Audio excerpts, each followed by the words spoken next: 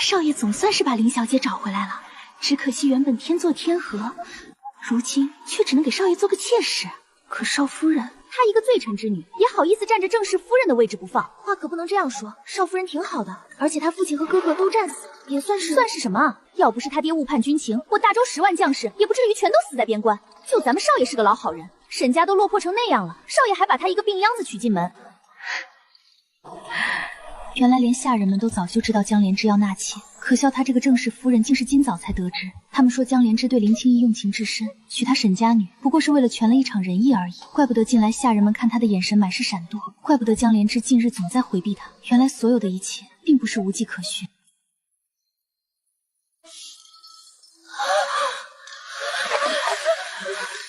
少夫人。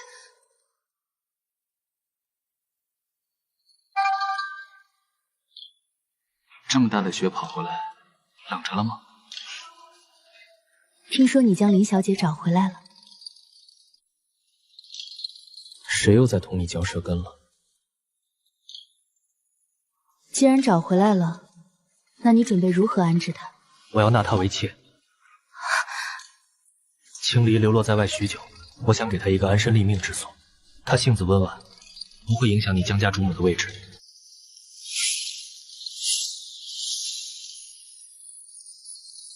若是我不同意你，阿玉，你不是这般不讲道理的人。江家没有不能纳妾的规矩，我需要。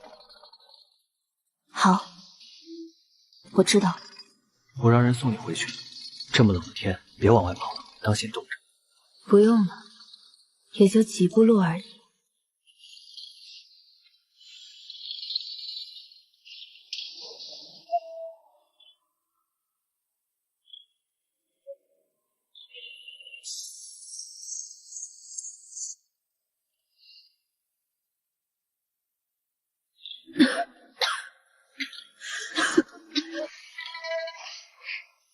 姐姐，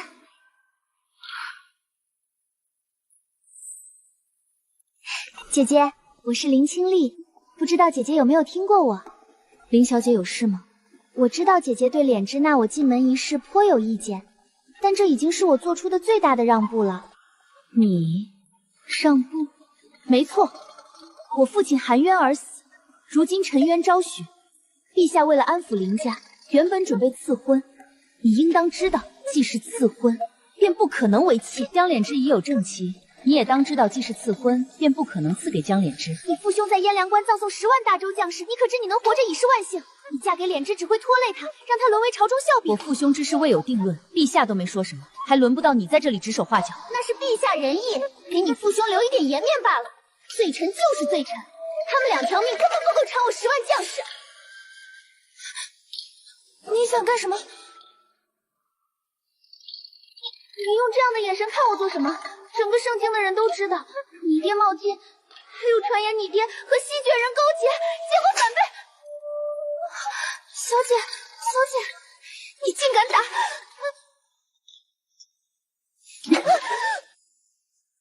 是不是我太过忍忍，所以让你们一个个的都已经忘了我是谁？我是骠骑大将军沈仲安之女，是云谢将军沈昭之妹。我上过战场，杀过敌，砍过西决人的头颅，再让我听见你诋毁我父兄一句，我便拔了你的舌头。所以你最好管住自己的嘴。你大可去江敛之那里告状，莫说你如今还未进门，就算是进了门，当家主母教训妾室也是天经地义。凭什么？明明是我的位子，这个女人竟敢鸠占鹊巢，耀武扬威！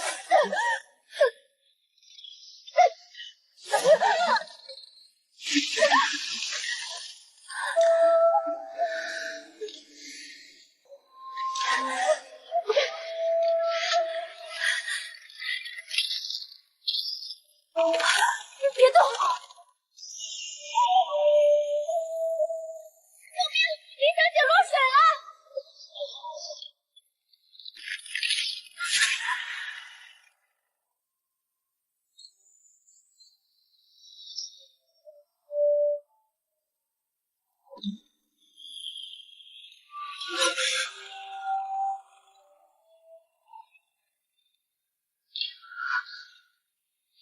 不行，不能让他们入院。切记，莫再踏上这销魂回骨路。你说谁？哪个江家？还能是哪个江家？就是小姐上次回京，在京郊红枫山碰见的那位江侍郎。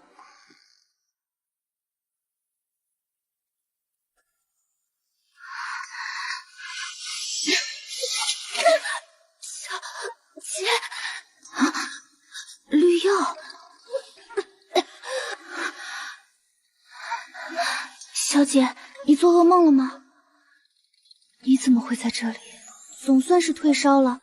小姐都昏睡了3日了，连宫里的太医都请来瞧过了。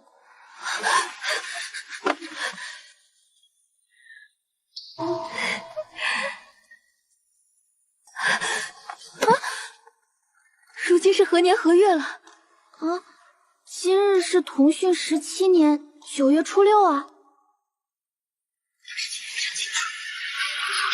接同的消息，时辰未遇，接到除了外祖母，那如今父兄尚在，太好了，一切都还来得及。那我爹和我哥呢？将军和公子都在前厅见客呢，江家上门提亲了。你说谁？哪个江家？还能是哪个江家？就是小姐上次回京，在京郊红枫山碰见的那位江侍郎。没发烧啊？小姐是还有哪里不舒服？没事，已经大好了。小姐是不是很开心？没有。可小姐前几日不是还在提想要见一见江侍郎吗？不过是一时兴起罢了，此事往后休要再提。江大人家历来出文官，小女自幼随我在马背上长大，性格顽劣，成日里就喜欢舞刀弄枪的。她自称是草原上的马儿，深宅大院，怕是关不住那个野丫头，难管呐。这不是梦。沈将军说笑了，犬子自上次与沈小姐在大昭寺偶然一面，便与我说娶妻当娶沈小姐这样巾帼不让须眉的女子。于是今日我便亲自上门提亲。我明白将军的意思，只是定亲是一码事，可待沈小姐年满18后，再择个几日成婚。难不成重婚一事，一切都乱了套不成？那我便不绕弯子。小女如今17，虽然已经到了议亲的年龄，她是个停不住的，性子也倔。我看不妨先将2人亲事定下，两不耽误。我看不妨先将2人亲事定下，两不耽误。我一个妇道人家，虽说不是出身江门，但为人父母思虑也大致相同。我家老爷也说过，若是男孩，定望他文能安邦，武能卫国。不过倒是希望他平安顺遂就好。这辈子绝对不能再走前世的老路，与其嫁给江莲之，成就一对怨幕，最后再死在江府，倒不如孤老一生。我看，不如就这么定下来吧。父亲，我以为此事还是先问过阿莫自己的意思再说。婚事当遵父母之命、媒妁之言，不过问一问倒也无妨。不如将军将沈小姐叫出来，正好我也见一见。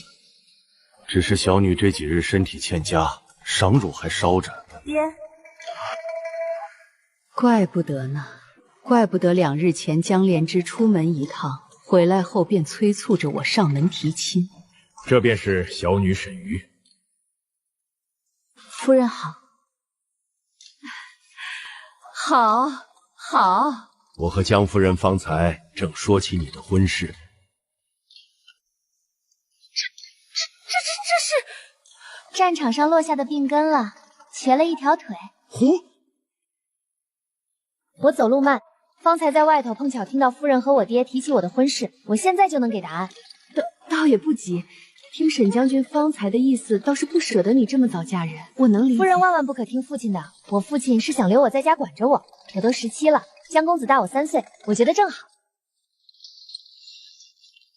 沈将军常年在边关，能承欢婚下的时间怕是不多，自然是舍不得你，想要多留你几年。不是啊，我也常在边关，和我爹低头不见抬头见。简直胡闹！你知不知道，他要是把你瘸腿的事传出去，以后谁还敢上门提亲？我一看夫人相貌，就是个慈眉善眼、和蔼可亲的婆母，以后我嫁过去，肯定能相处得特别好，咱们还能时常一同出门逛街。近日外头风大，恐怕是吹了风，我这头怎么忽然就疼起来了呢？我来，夫人您别看我腿瘸，但是我按摩的功夫可好了。奔霄头疼就是我治的。奔霄是谁？奔霄是舍妹的爱马。那这门婚事可要定下来。不急不急，这件事还没跟我家老爷提过，今日只是来通个气，回头还是要和他先商量一下再说。那我就先告辞了，走。夫人别急着走啊，我还没表演才艺呢。我拎大缸的功夫可好了。不用了，留步。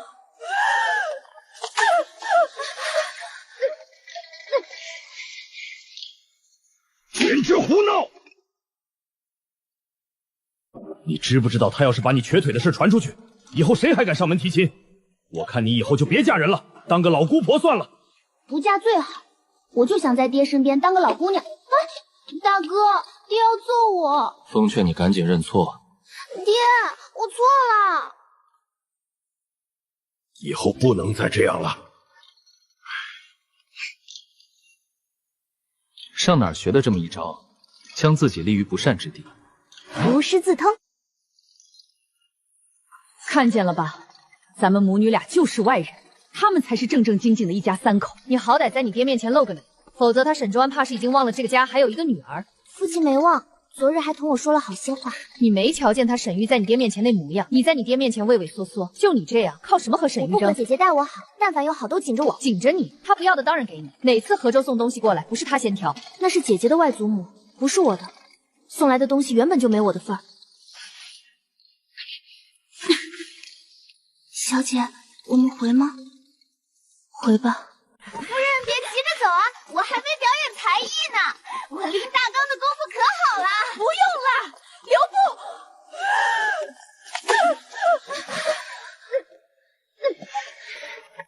莲芝回来了吗？回夫人，少爷回来有一阵了，还让小的见夫人回来便差人去通报。不用通报了，我亲自去找他。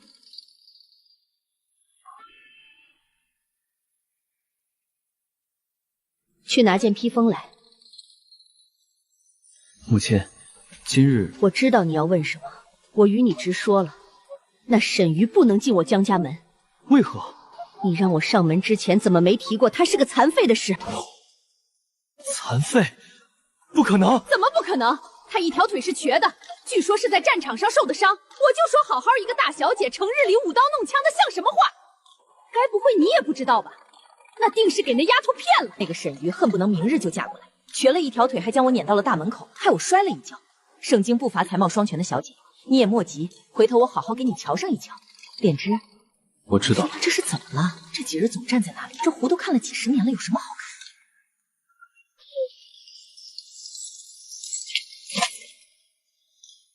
小姐稍等，谁在那里？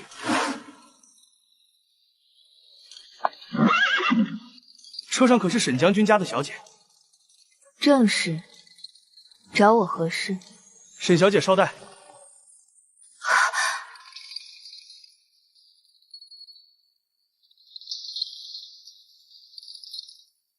小姐，你在干嘛？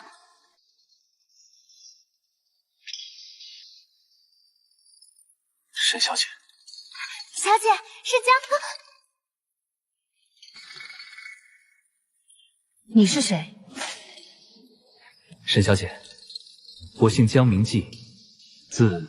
哦，名季啊，幸会幸会。我家大人无妨。家母2日前曾上门提亲，沈小姐想必知道此事。当然知道，当时江夫人可是逃出的将军府，可见对上门提亲一事非常后悔。京中关于沈小姐的传言，我在这里代我母亲向你道歉。江大人言重了，我没有将此事放在心上。你唤我小慈莲芝。抱歉，不熟。大人还有别的事吗？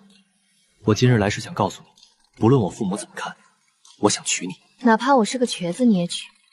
哪怕你是个瘸子，我也娶你。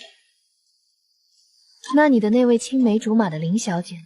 我与她……我可是听说，当初林家家眷发配往冲州的时候，江大人策马送出几10里。我也有句话要同大人说，我不会嫁给你，哪怕我是个瘸子。我不会嫁给你，哪怕我是个瘸子。为什么？因为我已经有喜欢的人了。这个理由够不够？谁？揽月公子。这沈小姐脾气可真不小，我看她也不瘸嘛。走的还挺快的。大人，沈小姐若是不嫁的话，她会嫁的，她一定会嫁给我，只能嫁给我。小姐，你见过揽月公子吗？是不是比江侍郎还俊？我听说揽月公子清风霁月，是不是真的？小姐，小姐，小姐，小姐，闭嘴！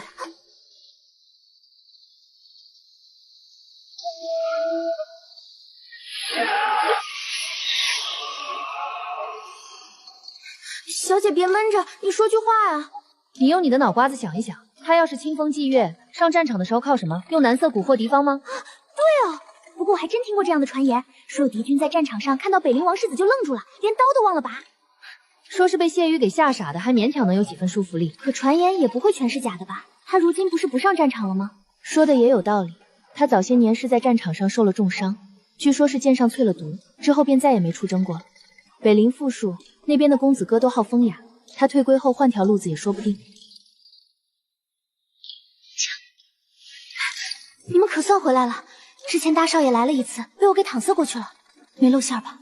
没有。江脸之已经偏离了前世的路线，不知道父亲和哥哥上战场这件事会不会照原路的。若我记得不错，决西急报9月初9成交兵部，初11早父亲和哥哥进攻，当日离京。只要阻止他们进攻，内阁自会另择将领，战事来得及，陛下不会拖延。只要朱批一落，父亲和哥哥也就安全了。小姐快醒醒，出事了！怎么了？将军进宫了。什么？父亲不是病了，不能去上朝吗？昨日他都走不动路了，宫里又来人了，这次还派了太医，也不知道那边发生了什么，听着吵闹了一阵，然后将军就走了。走了多久了？刚走一盏茶的时间，应该还能追上。红桥，你先骑马去拦住他，就说是我说的。再给我备一辆马车。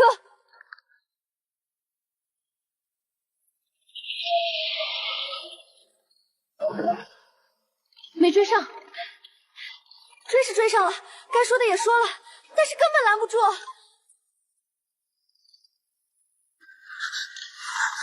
没追上，追是追上了，该说的也说了，但是根本拦不住。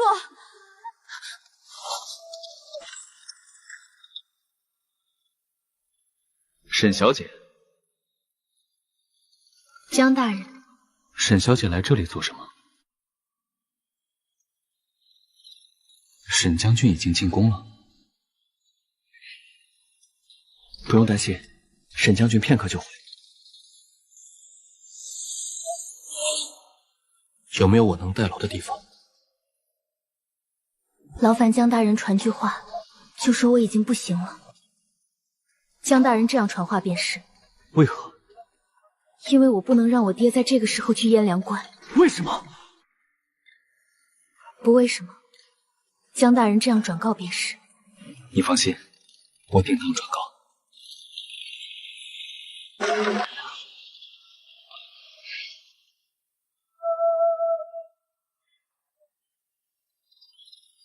为什么？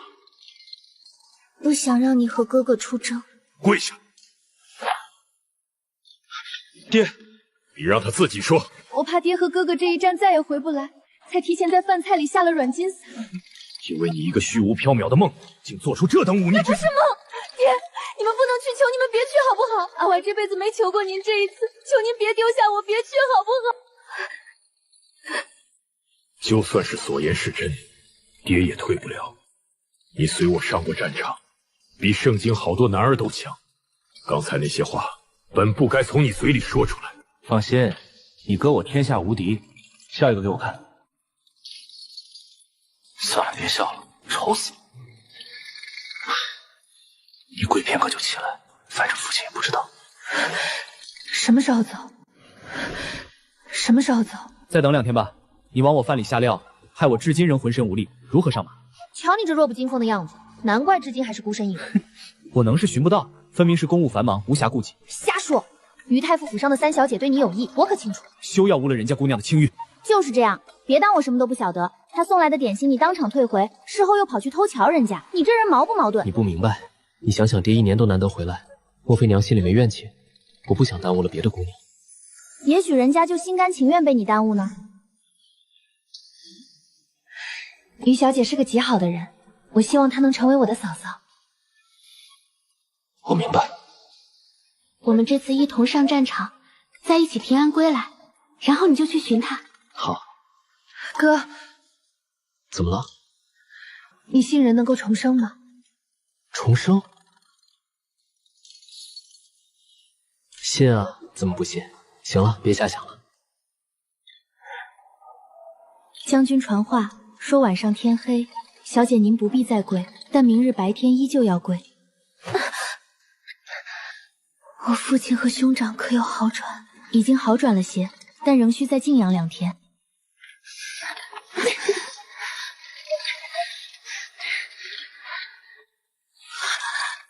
将军好狠的心，这都跪成什么样了？再跪腿怕是要废了。别咒我行不行？废不了。这能怪谁？小姐您一下子撂倒3人，连她自己也摔了不说，还受罚跪了一场。你胆子真是不小啊！你起码先告诉我一声嘛，说了照样会疼。我父亲是定在明晨出发吗？是后天。为何这么晚？皇上增援了2万精骑，将军已令大军先动身，他们迟些赶上就行。原来如此，那件不必带了。燕凉关外10月天都快下雪了，这件也别带，料子太贵重了，随便拿件耐脏耐磨的披风就好。刚刚我半点声都不敢出，生怕自己说漏了什么。小姐若是知晓了，还不打死我？暂且瞒着，你若敢去告诉他，将军回来定会打死你。那我还是小命要紧。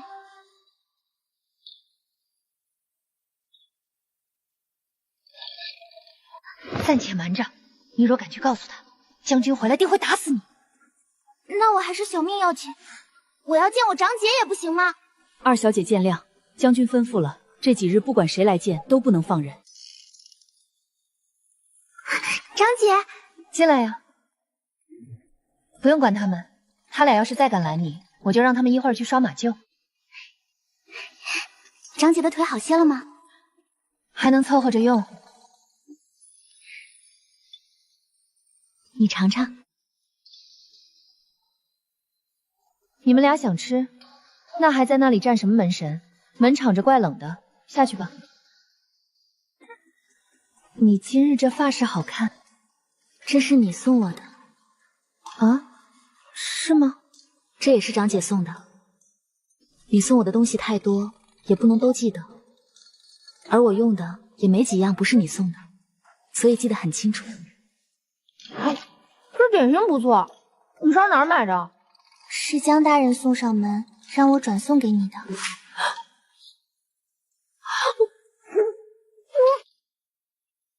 我叮嘱过门房不要收他的任何东西，你以后还是不要替他转递了。长姐是对他无意吗？我不喜欢他，所以不需要他再浪费时间。我知道了。父亲和大哥其实已经离开2日了。父亲叮嘱不要告诉你，你那天被罚跪1个时辰后，他们便出发了。你为什么告诉我？因为我知道长姐想去。你那天被罚跪1个时辰后，他们便出发了。你为什么告诉我？因为我知道长姐想去。绿药，红鞘。小姐，父亲究竟何时动身？是明日卯时。明日卯时？父亲明明已启程3日，你竟敢将我蒙在鼓里！把马给我牵来。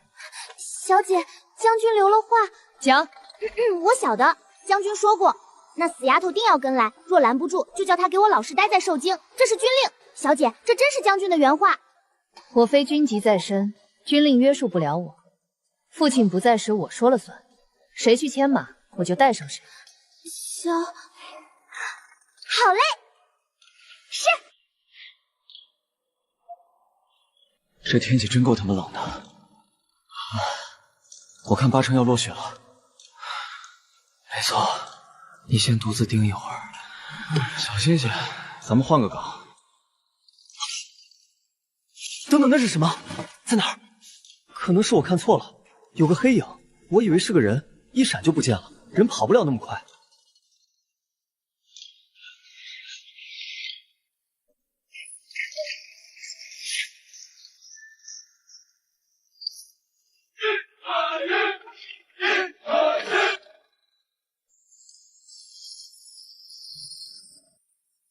你是不是那个山炮？你才山炮，你全家都是山炮。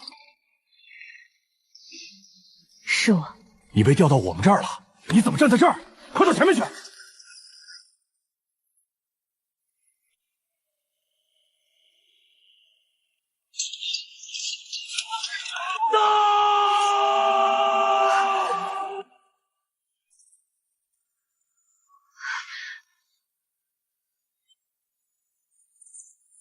别愣着，快走！身子这么手小，怕是风吹就倒。干嘛要来参军啊？家里没饭吃，不来当兵就饿死了。咱俩差不多，我家里人全没了，剩下我孤身一个，就想着上战场杀几个西决兵算了，即便是死，也要拉上几个西决马子陪葬。天色看着是要下雪了，粮草辎重应该晚了10日了吧？是11天。辎重队那群人究竟在搞什么？我早上查过，剩余的粮草只够维持2天。估计是半路出了意外，万一这场雪落下来，补给线会更艰巨。你派支部队去营一下，再遣个探子去查探。我再从甘州府借了些粮草，明天应该就送到，但这也是最后一批。今年收成不好，他们府库储粮也有限，还得为明年春耕留种子。这批粮最多仅够我们再停5天。但愿辎重队能早日抵达才好。将军，我们应有2手准备。倘若7日内西决未退兵，粮草再运不到，我军将陷入极大被动。你可有何具体想法？我们帐里人本就不多，前几日刚折损2兄弟，算上你，现在正好7人。这是尤大嘴，这是阿虎，这是山炮。这魂名是谁给你取的？哎，你的东西放哪儿了？我没什么行李。你这般瘦弱，能挥得动刀？扛起你也不在话下。你可别笑了，仔细吓着新来的人。急报！将军，有急报！进来。将军，接粮分队无一生还，也未见辎重队的踪迹。叫沈昭来我帐里。接粮队人数不多，多半是遭遇了山贼的伏击。接粮队是空手出发的，山贼没理由做这等徒劳无功的买卖，这是怕是遭人陷害了。粮草不多，我们得尽快结束战斗。看来只能启动备用计划了。这风吹得像刀割，真希望下场雪。我看雪是下不成了，那边正在调动兵马，8成要死大动作。此话怎讲？你是如何得知的？小声点，别外传。我有个同乡在前锋营，是他早先告诉我的。你千万别说出去！你马上给我进来！本事不小啊，连军夫都搞到手，从哪儿弄来的？从一个逃兵那儿拔的。瞧瞧你现在这鬼样子！哥，你先别生气，我眼下有件更急的事要告诉你。何事？你打算今夜对西决营地发起突袭？此事你是如何得知的？此事来不及细说，总之今晚的行动必须停止。机不可失，我们不能再与西决人拖延下去。大雪将至，我方马匹未寒，而西决人更擅长雪地交锋。而且，是军中粮草告急了吗？我入营这些天，一直留意着营内动态，后方的补给并没有跟上。除去第1批，后续粮军是向甘州府所借，但城中也已粮尽。粮草还可支撑几日？2日。甘州上有几座小城，再向南是长都府，咱们可从该处运送粮草。你讲的容易，粮食从哪里弄？甘州府的粮食我欠条借的，他们晓得唇亡齿寒的厉害才肯借，但换个地方人家未必会给面子。况且长都府并无官仓，承担不起如此庞大的消耗。我们不向衙门借粮，陆氏的商行开遍了米粮铺子，我们能去河州向外祖母求援。来不及了，即便立刻策马奔赴河州，也需10余日，再加上调粮的时间，至少得半月以上，我们根本耗不起。 5天，我们只需再撑5天。我早几日就让绿耀骑我的奔腰去了河州，算算时间，大概4、5日内就能到。至于红俏，我也做了安排，他已携我的信物先一步赶到长都府，叫那边着手备粮了。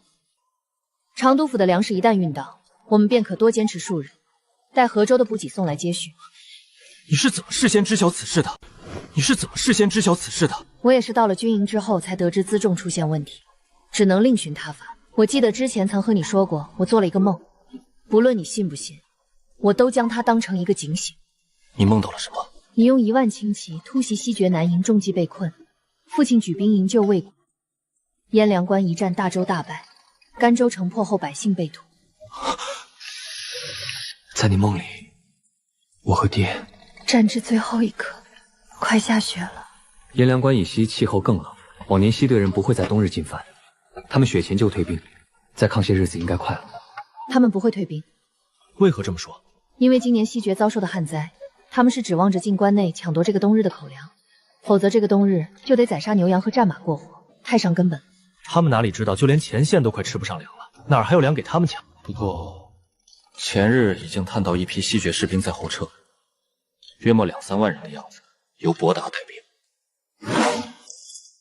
玉图呢？西决如今在这里扎营，博达从这里后撤，恐怕博达根本没走。原定蓄势出发。我有一计，但也是兵行险招，并没有十足的把握。你说。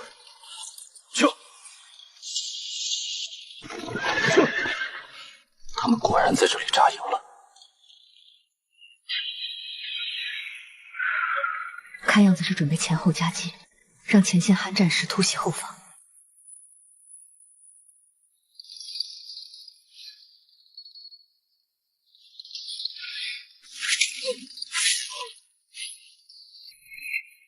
粮草在哪个方向？你去营地外等我，半刻钟的时间，信号一亮，你就等将军的人来。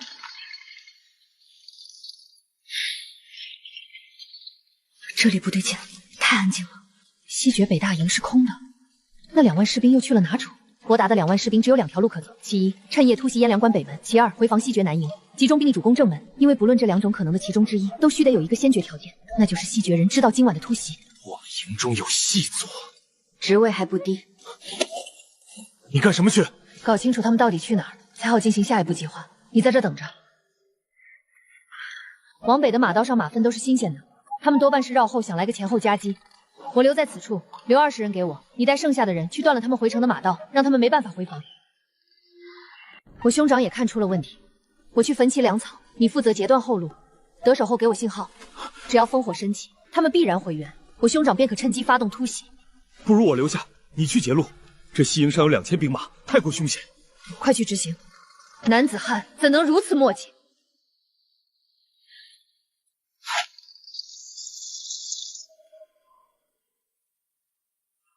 半刻内淹不起，便直接进攻。信号已然，攻！哥，此营仅余2000人，你率部去南营断其后路。留下2000。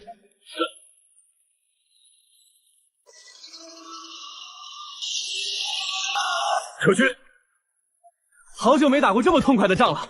西决军以为我方要攻南营，谁知听说北营起火就立刻回防。嘿嘿，我们头一回这么耍弄西决人。天降大雪，此战颇为艰难。西决人伤亡不大，根基未损，重整旗鼓后仍会来犯，切勿放松警惕。另一支队伍可曾返回？未曾。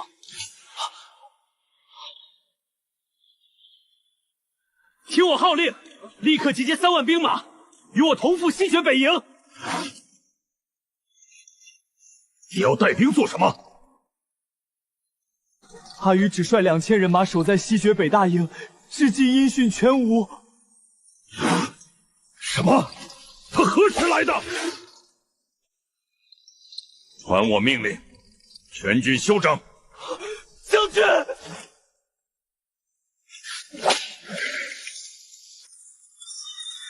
给我拦下他！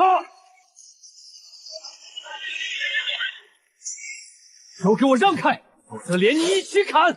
好大的本事，竟敢对童兵动武！来人，把他给我拿下，卸甲！好大的本事，竟敢对童兵动武！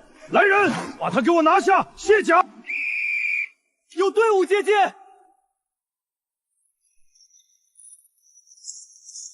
是我们的旌旗！开门！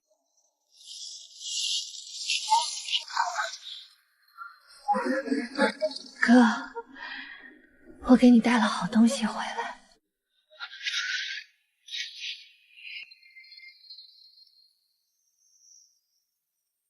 你起来吧。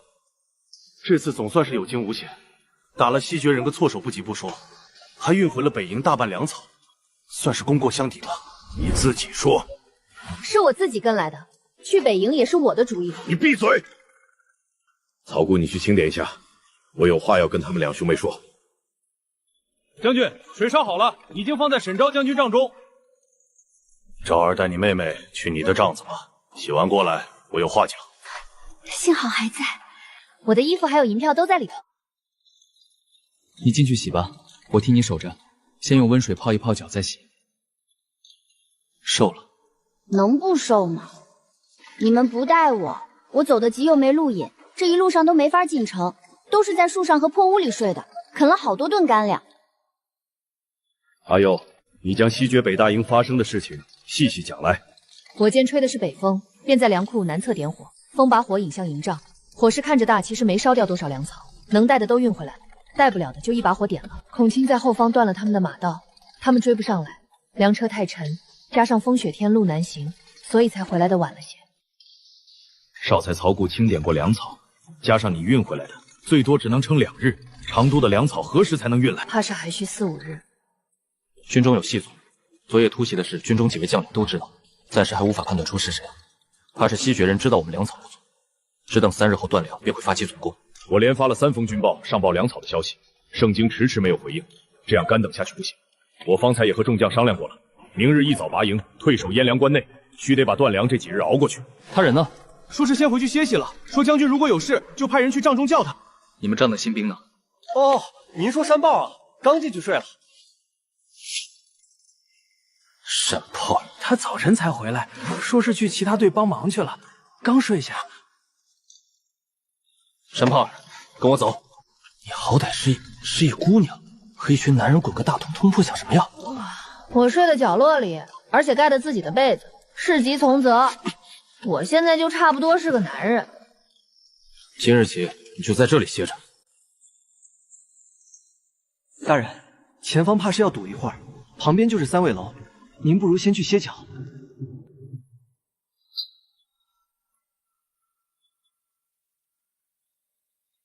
方才的凤梨酥，全肉新做的吗？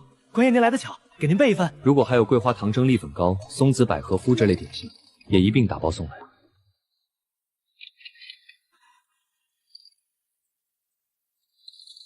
你步子快，把这食盒送去将军府。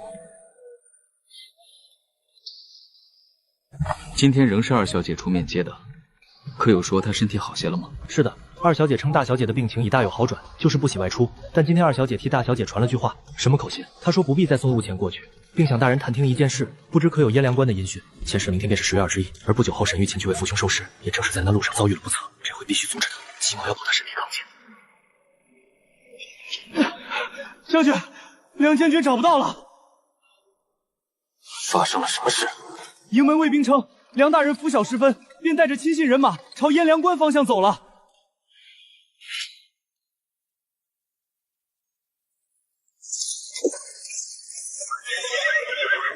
将军，燕粮关城门紧闭，属下已出示信物，但守将拒不开门。不梁建峰开门！沈将军，我并非不愿开门，可和陛下出征前有旨，此战必胜。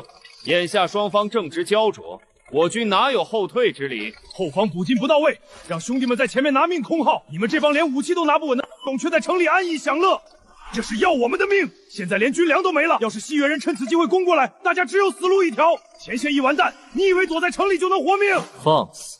我乃监军，你若妖言惑众，我便能即刻将你拿下。你都是下来抓我呀！不出来，你就是孙子！梁建芳究竟有何打算？这是想置我们于死地。京城几方势力争斗，我们很可能会变成他们内耗的牺牲品，或者梁建芳是西域的奸细。明天我给你一队人马，让孔庆随行，你们向北去北灵王的领地，然后设法绕道回京。我不离开。听哥哥的话。明天我们就攻空，城里守军不到10000人，夺下燕粮关毫无难度。要向自己人动刀吗？他们根本不是同袍，是想置我们于死地。可百姓是无辜的，我们若攻城，便会落下叛军的罪名。那我们索性率军绕到后方。你不是说城内守军不足1万吗？我们若绕走，西决人便能直取燕粮关，关内数十万民众又当如何？我们若绕走，西决人便能直取燕粮关，关内数十万民众又当如何？你们俩窝在这里干嘛？分馍吃呢。吃吧。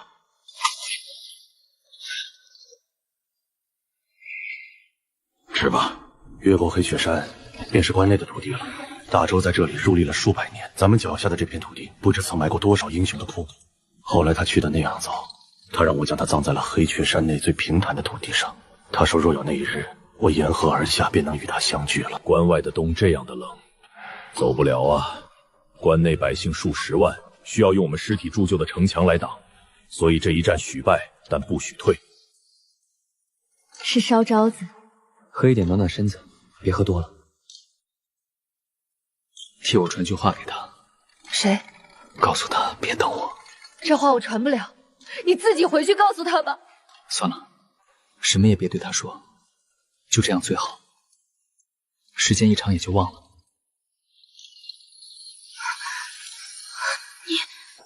你在酒里？阿玉啊，这仇你别报，你只管往前走，只管过自己的日子。哥哥和爹娘都看着你呢，一直朝着这个方向走，便能去北陵王的封地。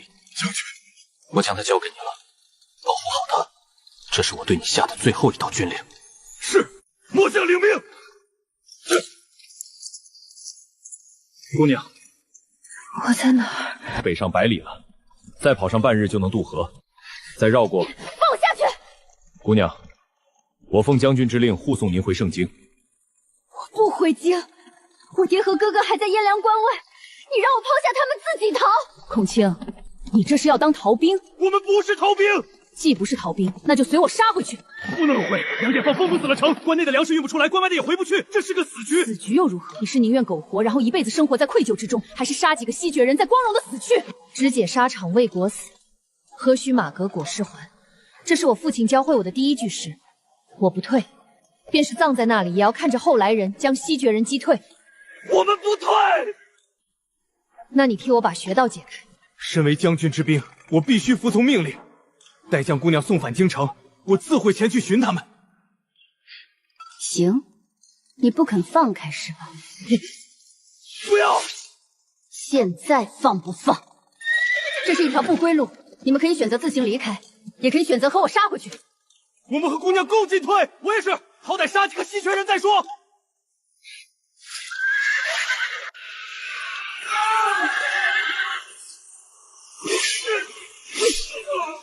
姑娘务必谨慎，我们去寻将军。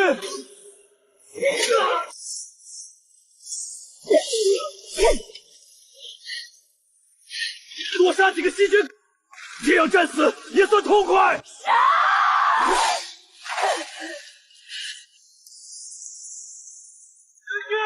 援军到了，是北林的青云卫。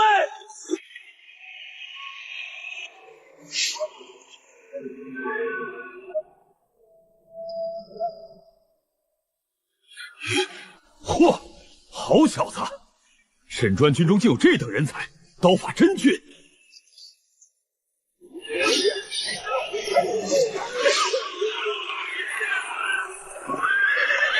殿下，可要趁势追击？命季武追出30里，先将他们赶过石马河。殿下，梁建芳在何处？西决人来犯时，他便带人先逃了，才刚抓回，关在囚车里。押上来。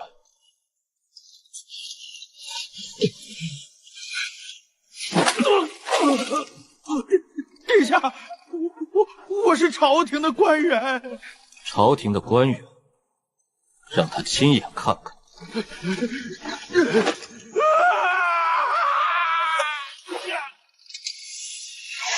别垂头，给我看清楚了，这整个人间炼狱，可全是你这个朝廷命官的功劳。不是我，真的不是我，世子，你饶命啊，世子！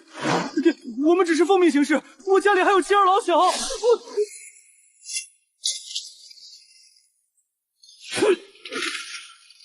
你信不信？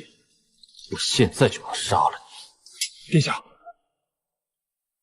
看住他，在寿陵想取他性命的人可不少。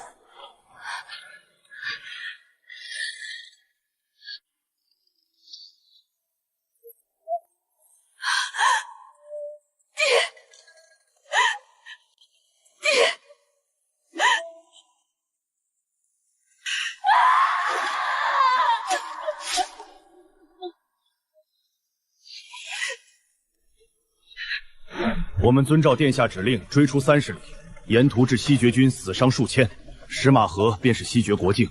我军在河岸观望了几个时辰，见敌军不会折返，便命大军撤离了。甘州守军尽是些无用之辈，以往权宜让沈仲安守卫石马河一线，现在他几乎兵力撤离，甘州恐怕西决也是损失惨重。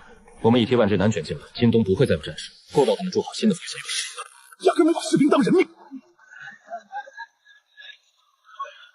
喂，先停一下！啊！快没气了，这是怎么搞的？伤势非常严重吗？禀告将军，伤得不严重，看起来像是冻伤的。殿下，你认识他？谈不上认识，他便是先前在城墙上所见那个杀敌凶悍之人，功夫相当了得。如此体弱，看不出有何过人之处。你没亲眼看见战场上寻了整晚，我们清早盘点时发现他紧搂着一具尸首不放，人几乎与尸体冻结，费了9牛2虎之力才分开。想来是情同手足的兄弟，当真是个重情之人。那是沈将军的遗体。沈将军的遗体在哪儿？我没有不敬沈将军的意思，就是想确认一下。去给沈将军准备一间营帐，抬进去好生医治。这小子我瞧上了，等伤好了就收编进我营中。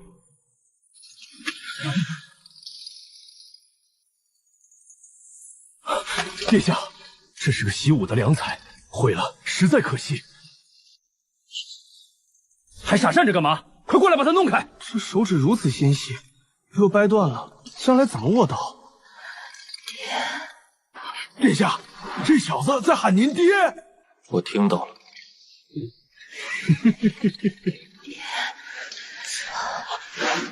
爹，爹什么？没什么。这莫非就是传说中的段秀？你要是真想死，就这样说也行。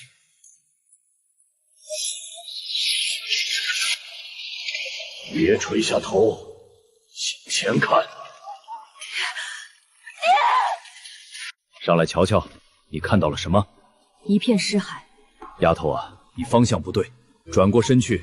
丫头，你此行归来并非为我，而是为了关内这成千上万的民众。燕良关未失，甘州城幸免于难，这便是你此行的意义。我只求你和大哥平安，我只想你们都活着。你母亲在等我，她等了太长时间了。那你们等等我，我这就来。阿姨，你身负更重大的使命。爹！你醒了。这是何处？别动。沈将军的遗体何在？放心，世子殿下已为将军设灵，停在帐中。这是什么东西？我们也不晓得，你来的时候就死死攥着，我们怎么都拿不下来。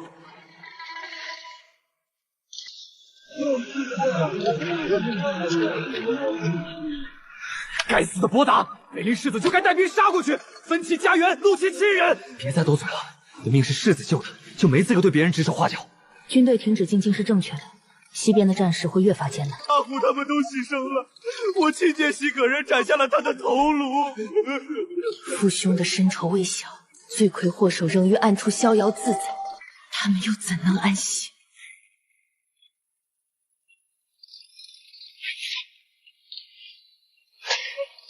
爹，我为您守灵。盛京那群废物，打仗时不见人影，如今战事一了，反倒火急火燎的赶来。洛州陆氏有何新动向？陆氏早前运粮被梁建芳阻于城外，现梁家早已未知，但其主事者求灭殿下。要非梁建芳下令说见就见了。说的商户足可救下数万将士。何成，外头有人寻你。您让我们看管的那个人，确实一点也不安分。他才刚刚可以走动，白天便在生兵堂四处闲逛。那家伙是不是脑子有毛病？好端端的跪着干嘛？正跪拜沈将军的灵堂，如此忠诚，想必是他的亲卫吧。这种事交给属下即可，何必劳烦殿下亲往？此战疑点重重，身为沈仲安的亲兵，他应该了解部分情况。你叫何名？我叫石宇。石宇，你因何向他下跪？我是沈将军的兵，替他送终是我的本分。是将军的亲兵吗？我是少将军沈昭的亲兵。把他带过来，我有些事要问。抬起头来。10月25，沈仲安偷袭西决北营，你们为何不乘胜追击？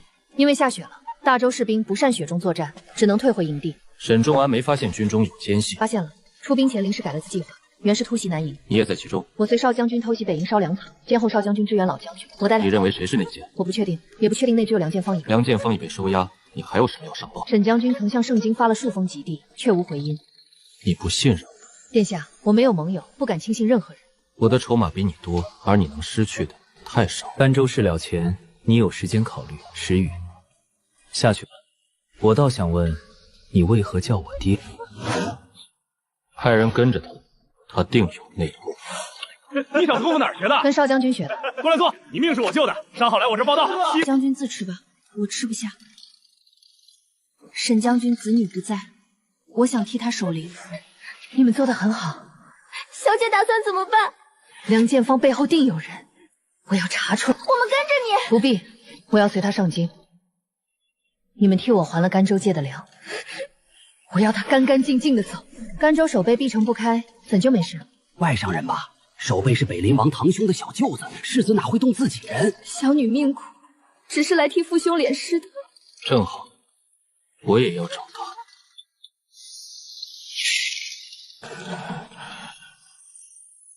有人坏我事，守备军交接好了。好了，不用救了。凶手身手不凡，一刀毙命，不像江湖人。殿下，臣启发现甘州通判尸首被挂在城墙，旁有供词。我记得除了胡兴旺，其他人都收押了。胡兴旺因守备军交接暂未收押，通判未涉机密，关押在州府大牢。这人功夫极好，大牢虽松，运活人出去不易。怎知是活人运出，而非死后带走？既有供词，他能在大牢严刑逼供，留有供词，便不是同党灭口。看好梁建芳，他至关重要，留着他，盛京有人夜不能寐。石宇呢？汇报，除昨日进城2时辰便返回，再未离开。殿下怀疑是他。殿下，你也来上一炷香。长衡惜才，想收你麾下，大夫救你不易，莫负好意。谢殿下挂念。殿下，他似无可疑。你没注意他的鞋，脚底沾了不属于大营的东西。报，陆氏之人已归还沈昭借的粮草，悄声离去。这是常将军帐下的人。你小子看什么？老子问你看什么？聋了！张兵营的，怕是打仗把耳朵打聋了。你再说一遍。小子，吃了败仗就夹起尾巴做人。你再说。老子说你们沈家军都是废物，要不从北林赶来救。管好你的嘴！胡四，不能动刀！你打了我，跪下磕个响头，这事儿就了了。要不你给我磕头，我也当你那话没说过。军营凭功夫说话，你敢和我比一场？有何不敢？好，让你吃饱再比。魏时正，教场见。多吃点，下午还要比武。我不该说他杀了几百西决人，惹得屠四要比试。屠四胳膊比他大腿粗，要不认输吧？长他人志气，信什么？这么晚，以为你吓怕了？无需热身，不必早来。找死！现在认输，我可让你输得不难看。我打架不骂阵，直接开始。你想怎么比？我定规矩，怕人说欺负你，你选。别比了，他太阳穴微骨是老练家子。我也是。刀枪剑戟斧钺钩叉弦棍槊棒鞭钳锤抓我都略有涉猎，你选吧。好样的，山炮！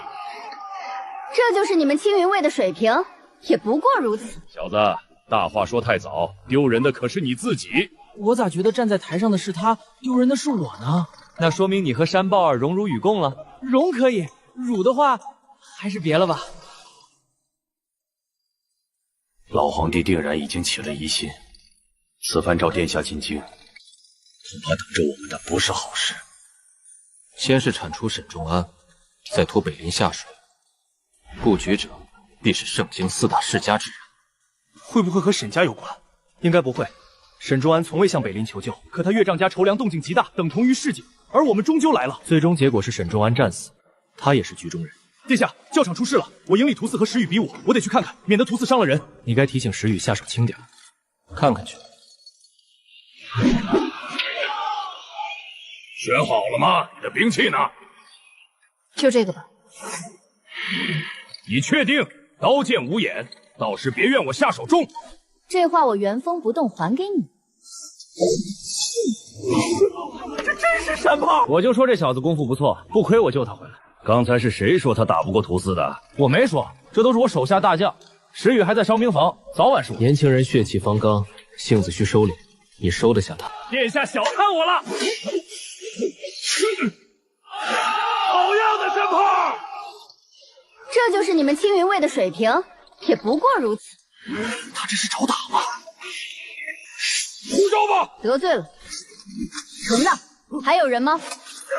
今日大失所望，你们推几个厉害的再来。头取训练，将军，这小子辱我青云卫。荣誉者辱皆自己正，技不如人便老实挨打。你什么意思？常将军想收你入营，你得罪所有人，以后怎么混？那就打服他们。我不进青云卫。他说什么？你收不下他，我非得收服他。你没机会了，他不入青云卫。殿下，石宇虽狂妄，新兵多如此，咱们大度些便是。叫石宇来见我。殿下，坐。你觉得这把刀怎么样？好刀。这就是易经霜吗？你也知道易经霜？听说书的说过，刀过不见血。夸张，易经霜其实是一把剑。你想跟在我身边，我成全你。别装傻，石宇，我喜欢聪明人。分一个前程，跟在殿下身边，总比在常将军手下好。西风，殿下，今日起将石宇拨入禁卫。他今日得罪了青云卫，你若将他放入，便是水泼入油。长留呢？5日内可到盛州，月底他也到不了。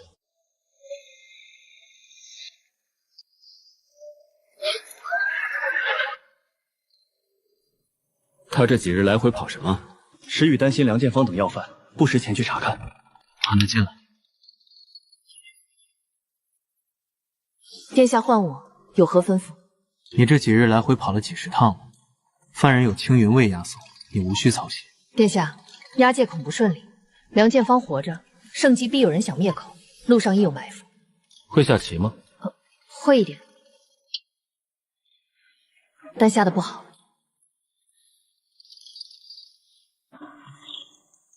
刀法自军松先生一脉，枪法又有石家影子，学得颇杂。我假寐时，他没有动手。保护世子！殿下坐稳了，你先把衣服穿好。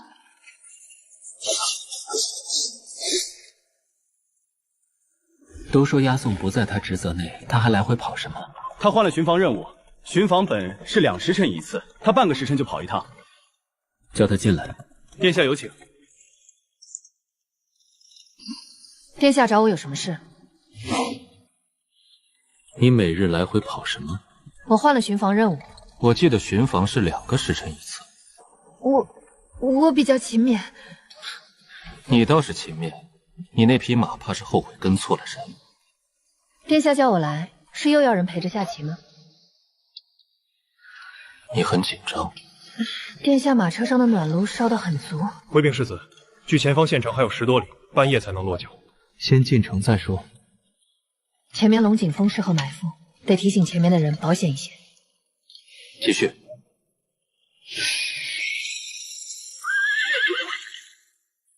住手！保护世子！殿下坐稳了，你先把衣服穿好。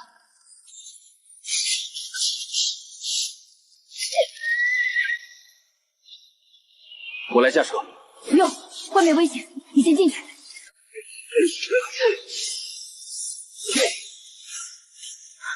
车里垫子下有把刀。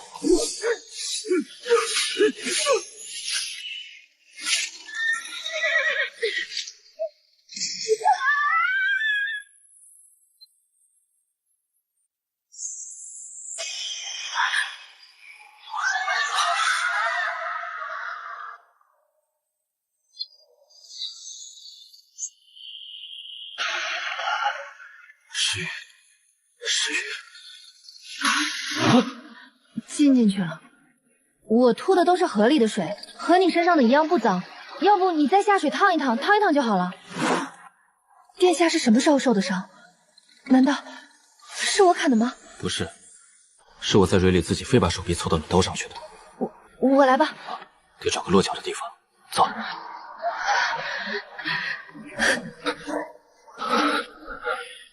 你怕水？从前落过水，也是这样冷的冬日，所以一遇水就怕。我府中风阳晒水，让他教你。殿下夏季还不能回封地，难道燕良关一案夏季还结不了？会速速结案，你信不信？不论背后是谁，都巴不得早日找替罪羊，免得越挖越深。怕我死在路上？怕，我怕没人能让燕良关战败的真相大白。那你就别让我死。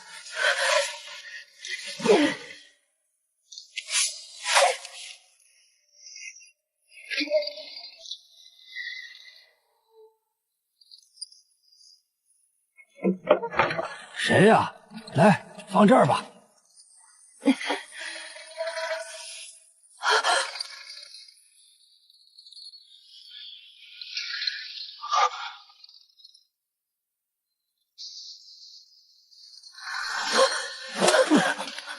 抱歉，你好些了吗？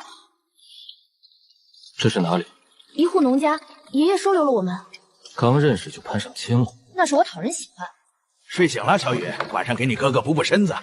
哥哥，我倒是没什么，无奈之举，不然不好解释。只不过当我的哥哥和弟弟都没好下场，他们都死了，没死的也惨了。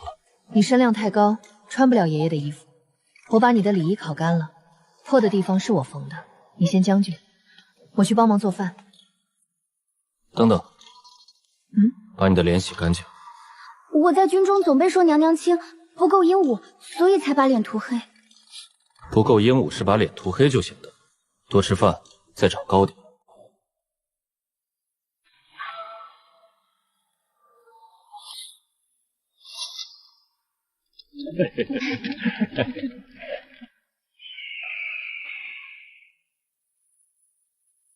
吃饭了。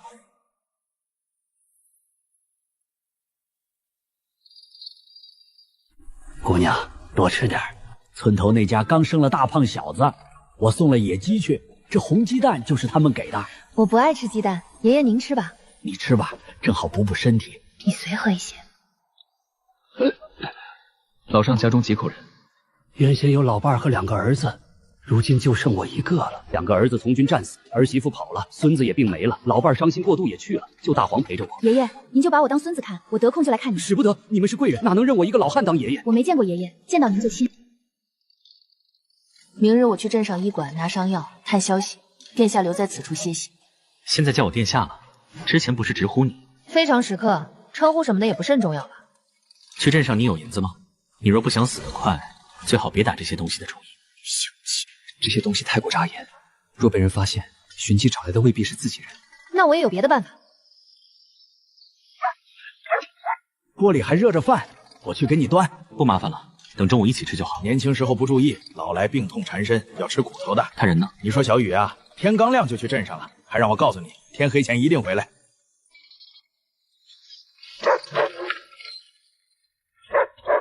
你怎么也没睡？怎么这么晚？事情有点多，来晚了。这衣服料子粗糙，你先将就。你那身太扎眼了。你哪来的钱？说了我有办法，反正不是偷的。老丈在锅里给你留了饭。你等我回来给你上药，很快就好。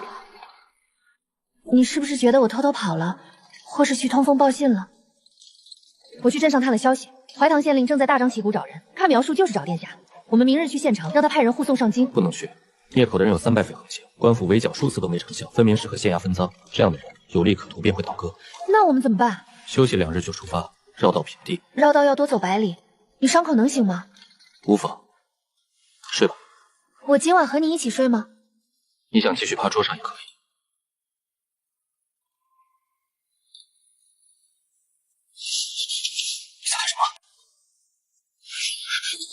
你在干什么？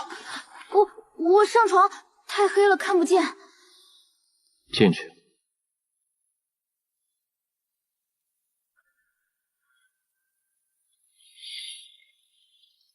你在干什么？你昨日在路上遇到了野兽，是只豹子，蹲太久天冷反应慢才受伤，好在最后斩了它。你去打猎了？昨日问了爷爷，山上有猛兽，豹子皮值钱，才能换这么多银子。郑大爷，我听赵顺家的说你家来客人了，是远房亲戚，年关来探亲的。你方才是想灭口？怎么可能？我是准备跑路。那你拿刀干什么？这么好的刀丢了可惜，水里快淹死都没舍得扔。叫出来认认啊！赵顺家的说你家亲戚生得俊，像庙里的菩萨。你侄子婚配了没？家中有几口人？几亩田？哎，我说你这……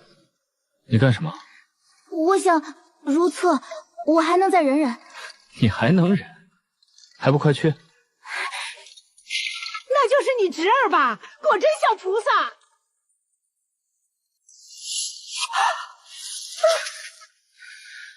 很好，这是看上谢霆州了。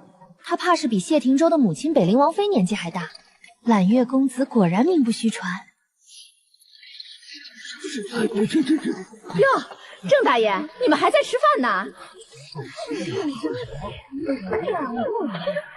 劳驾诸位让一让，我家兄长要回去歇息了。天还早，坐下歇歇呗。公子从哪里来？改日备上瓜果，大家再聊。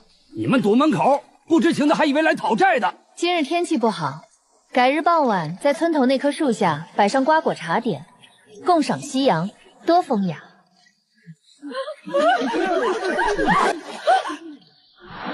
站稳了。殿下请喝茶。哪来的茶？昨日在镇子上买的。买茶做什么？比钱多？殿下每次喝水都会蹙下眉，想来是喝不惯这里的水。不过帮你挡了个人，便一口一个殿下，往日都是直呼你，你这么容易收买？有外人在，不能暴露殿下身份。是吗？昨夜只有你我二人时，是谁对我说你睡过来一点？殿下莫不是睡懵记错了？明日的茶话会，你自己去。我不去。难不成我去？大黄，跑起来！我们大黄真棒哟，都在呢。这是村里的刘寡妇，她爷爷，她怎么了？就是我回头再跟你说。她于男女交流一事上颇有心得。郑大爷，听说你家来客人，我做了些东西送来。公子，这是奴家亲自烧的呢。那就多谢了。公子，奴家家中漏雨，今晚能不能随我去看看？多谢，我自幼身体虚弱，爬梁上房做不到。不用上房，用上房。不过我这位弟弟，不论是上梁还是上别的，都颇为擅长。公子，别，不瞒你说，我那方面有些问题，我有心无力。那就没办法了。有心无力？你护主有功，上京后给你寻个南柯圣手，再赐几房姬妾。不如给我点别的。什么？那把刀。喜欢那把刀？想都不要想。你也想吃啊？那先给你吃。什么东西都敢入口，你身为禁卫的警惕心呢？那不能吃吗？你若是不怕他在里面下药，就吃。那就扔了吗？给他吃吧。你好歹毒的心，大黄吃了怎么办？他的相在村头。你怎么知道？老丈说的。好吧，大黄，你有相好你牛，给你吃。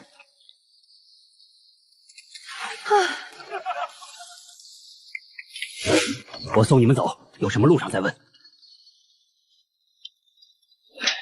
昨日串门，听镇上回来的人说，怀唐县令的人已经找到镇上，这里不安全了。爷爷，您怎么知道是找我们？小雨，你坐过来，你们气度不凡，料子和佩刀都不是普通人所有。加宽床那日我就看出来了，你们都是好孩子，我认你这个孙子了。这条路直通渡口，过河后走10里就是官道。包袱里有我烙的饼，还有一只煮好的鸡，是给你们路上吃的。我没钱，只能给这些了。您哪来的鸡？借的，来年开春养鸡崽还一只，剩下的都给你留着。从前我孤身一人，没什么念想，如今有了孙子就不一样了。您保重身体，我回京就派人来接您，好好孝敬您。我要守着老伴儿和儿子，你捎信来就好。等等，爷爷给你们的，留着吃。我偷偷借的。偷就是偷，还偷偷借的。石公子，石公子，石公子，此处离下一城尚远，我们今夜在此休整，明早再上路。一会儿我烧些热水给两位洗漱。贺姑娘，劳烦了。不麻烦，不麻烦。这位贺姑娘倒是很有眼光。贺雪芝怕是眼瞎，放着精彩绝艳的谢霆楼不顾，反倒连日对自己频频献殷勤。你吃吗？既有那么多银子，何必过这苦日子？我哪来的银子？那就要问你自己了。这个问题我也很好奇。我那晚偷偷出门了。我知道。我去了城中一妇人家中，借了点银子。借？我偷偷借的。偷就是偷，还偷偷借的。劫富济贫嘛，正好我们如今都是一贫如洗。以后做了坏事别这么盯着人看，你那双眼睛藏不住事。确实是偷的，但享受的不是你吗？那这银子也算是你欠的。那你偷窃了多少？还真不少，很会借。你还是别夸了吧，这是我的银子。你不是说算我欠的？既是我欠的，那本金原也应当落在我手里，你说呢？收好了，这么大一笔钱，当心被人杀人越市。要死也是一起死。不过你放心，黄泉路上我给你当侍卫，我也不喜欢谢廷初。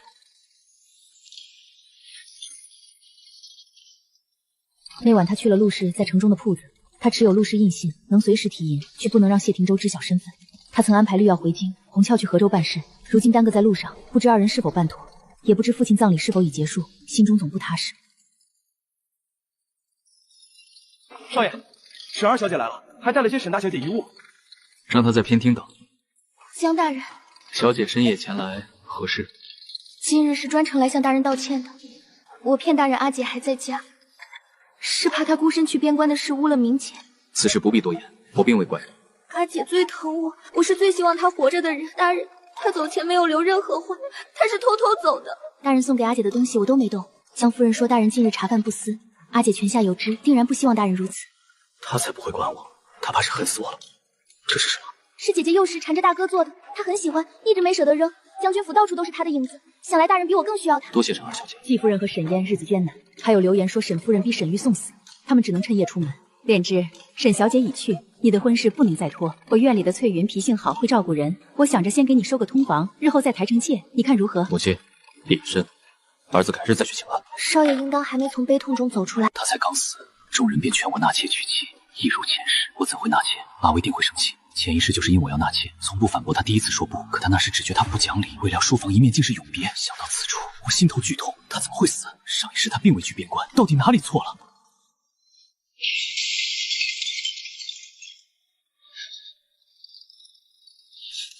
老进，大人吩咐。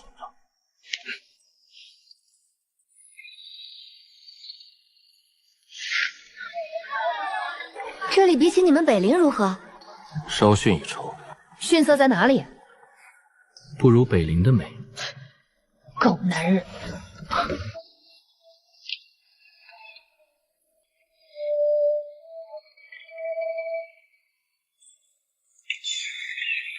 属下来晚了，情况如何？殿下料得不错，那日山匪中会有上百名死士，我们活捉几人，可他们牙中藏毒，未能留活口，请殿下责罚。上百名死士，他们倒舍不得下血本，看来是被逼到绝路了。正是，替身被大石压烂，他们不确定殿下是否拿到供词，正四处搜寻您的下落。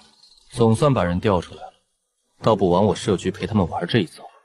不急，梁建芳已密关王府地牢，长留宇仓也已安顿跟得太紧。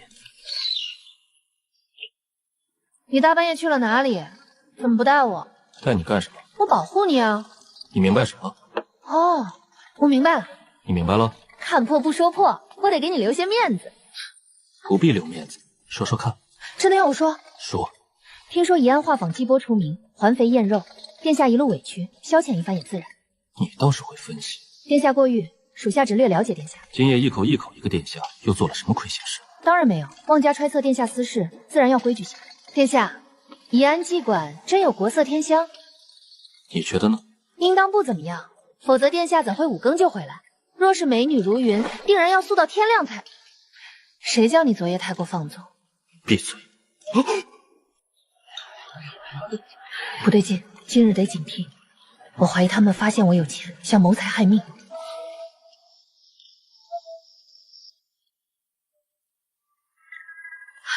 装睡装的挺像，不是防你，那防谁？镖局的人。真理直气壮。冷死了！这破客栈还要自己烧热水。别废话，大小姐还等着呢。想不到啊，两人竟是那种关系。你看高的那个，生的那般模样，男人把持不住也正常。不一定，石公子也好看，体格相差那么大，说不定石公子才是在下边。怎么办？被人误会了，说明他们没惦记我的钱。我也好奇，你把持得住吗？实不相瞒，这些日子我忍得辛苦，若不是自制力强，早已对你霸王硬上弓。实不相瞒，这些日子我忍得辛苦，若不是自制力强，早已对你霸王硬上弓。不日便要上京，往后怕是没机会再同床共枕了。你若不介意，不如今夜我们……你既对我如此垂涎，倒让我有些怕你控制不住自己。不如你今夜就宿门口吧。我一定能控制住。那我如何得知？再巧我就剁了你的手。算你狠！还不进？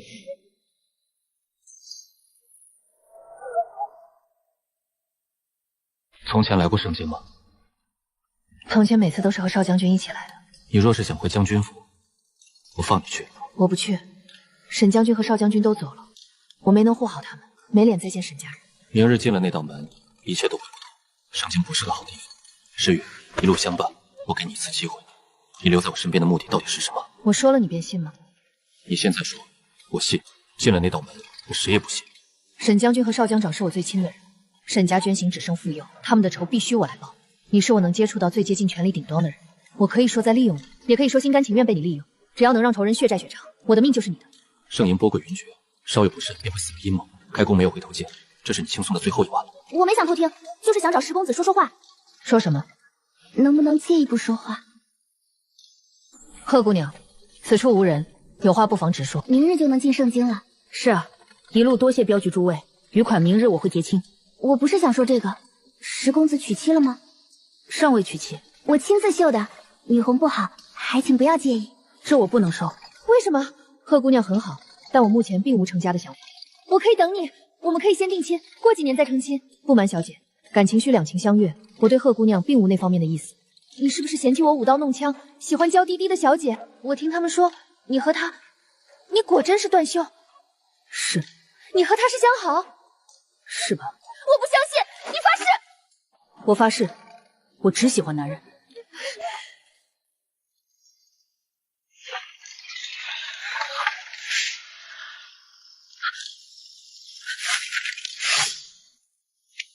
是西风。好了，好了。等一等，石宇，我有话同你说，就在这里说吧。石公子，虽你对我无意，但我还是要提醒你，你们这条路难走，遇上他更难走。你万不可对石宇始乱终弃。贺姑娘，这个成语不能乱用。若我对他始乱终弃，你待如何？我就带他走，再给他娶几房媳妇儿。他是我的人，娶不娶媳妇由我安排，不用你操心。贺姑娘，这话真不能乱说。我知道，不会外传的。石宇，来了。查，梁建芳一个小小监军，背后必然有人指使。殿下，殿下走了好些日子，你看我都瘦了。我不在，你吃胖不是？你就是石宇？是。苍已经在殿下院中等了好久，你走这些日子，他茶饭不思，瞧着都瘦了。同你一般瘦。是真瘦了，我怎么劝都不吃，门也不出，说带他上山打猎也不动。知道了。每次进出门都要走这么久吗？你没见识过吧？这算什么？北陵的王府才叫大，平日进出可乘小轿。殿下住的青浦居，甚至能骑马进去。长留，仓不喜欢外人，殿下的院子平日不让旁人进。你下去休息吧。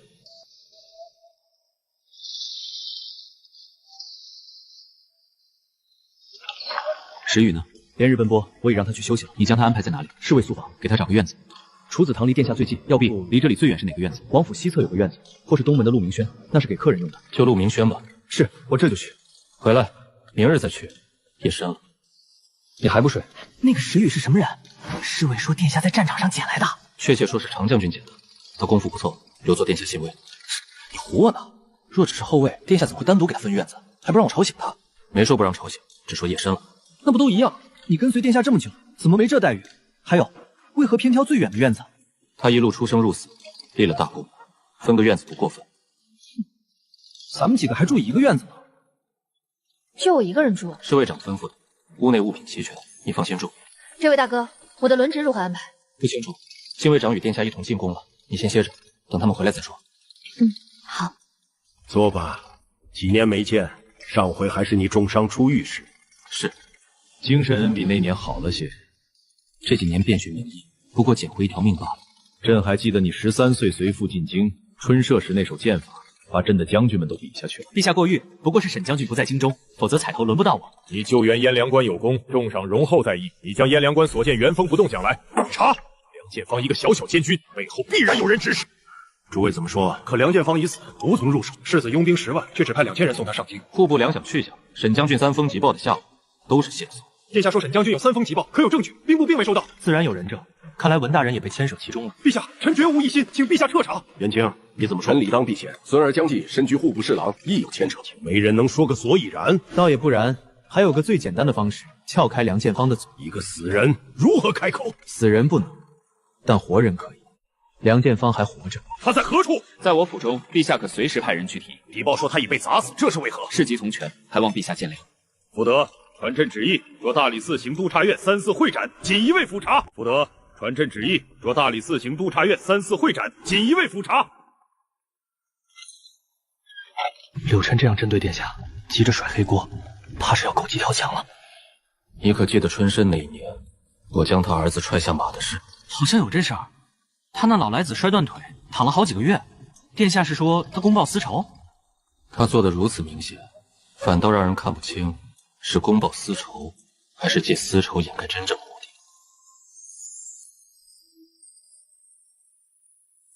的。小二哥，客官有何吩咐？今日殿中怎会如此冷清？年年除夕都这样，谁大过年还往外跑啊？可惜了，我刚入京，还想听听京中趣事。找我就对了。圣经趣事，没人比我清楚。坐下说，怎么称呼？喊我四喜就成。公子想听什么？随意，挑近些日子的说。上个月内阁柳大郎家的公子，听说北林世子要进京，在琼花楼放话说要给他颜色，结果当晚喝酒从楼上摔下来断了腿。巧了，还是从前那只。还真够倒霉的。可不是嘛？还有江侍郎去将军府提亲被拒，沈将军家的小姐莫不是瞎了眼？江侍郎那风姿，盛征找不出第二个。瞧我这张嘴，沈将军家满门忠烈，不该乱说话。沈家惨呐，一下死了3个。你说什么？死了3个？你不知道，老将军、少将军还有沈大小姐全死了。哪个沈小姐？当然是沈大小姐，她常年守边关，据说一同战死沙场了。消息可真？那可不，沈家出殡我去看了，3口棺材，听说少将军连尸骨都没找到，只立了衣冠冢。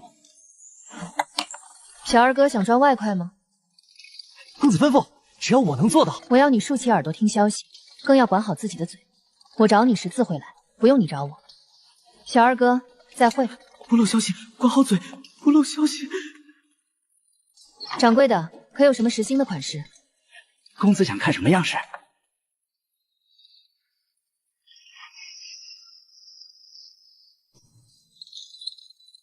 石宇呢？已将他安排在陆明轩，属下这就去找他。一早就从东门出去，至今未归。今日除夕，吩咐厨房让大家好好过年。宴席放在哪个月呢？你们自行安排。石宇回来，让他来我这里一趟。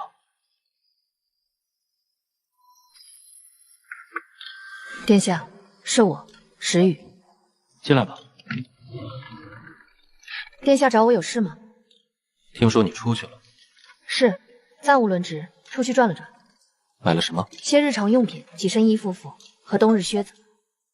外院设了宴，你去和他们一起过年吧。我吃过了，殿下怎么不去？我的事你也要管？属下不敢。殿下若无事，属下告退。跟他的人呢？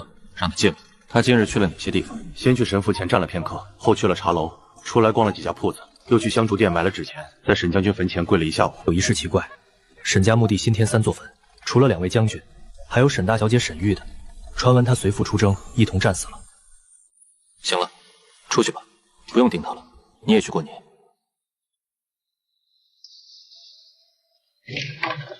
咦，你怎么会在这里？随意走走。你住在这里？是，西风安排的。去哪儿？屋子里有点冷，去厨房找些炭。殿下快回吧。你随意些，一口一个殿下，倒让我以为你又干了什么坏事。当然不是，这一路没有其他人无所谓。如今在京中需谨言慎行。往后无人的时候，该怎么喊还是怎么喊。那我去找炭了。你怎么会在这里？我倒想问你，去找炭怎么跑到这里了？我还没找到厨房，王府太大了。殿下，你知道厨房在哪儿呢？走吧。你为什么不去和他们一起过年？你又为什么不去？不熟。不想。端架子是吧？只是不想。我一个人惯了。怎么厨房还没到？你不会也找不到吧？忘了。那你不早说？忘了。来个人。主子，去书房带路。殿下先回吧，我自己找他。你准备见到明年去？我慢慢捡，殿下可以先离开。你能找到回去的路？要不殿下把安卫哥哥留给我，我捡完炭就回去。你不是来找他的吧？我其实没吃晚饭。所以你来厨房偷吃？我还在长身体。确实，是该再长长个子。他轻功很好吧？我能不能跟他学学？一般。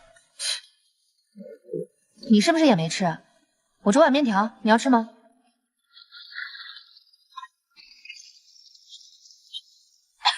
你到底会不会？不会让厨子来？光吃不做的别说话。糊了。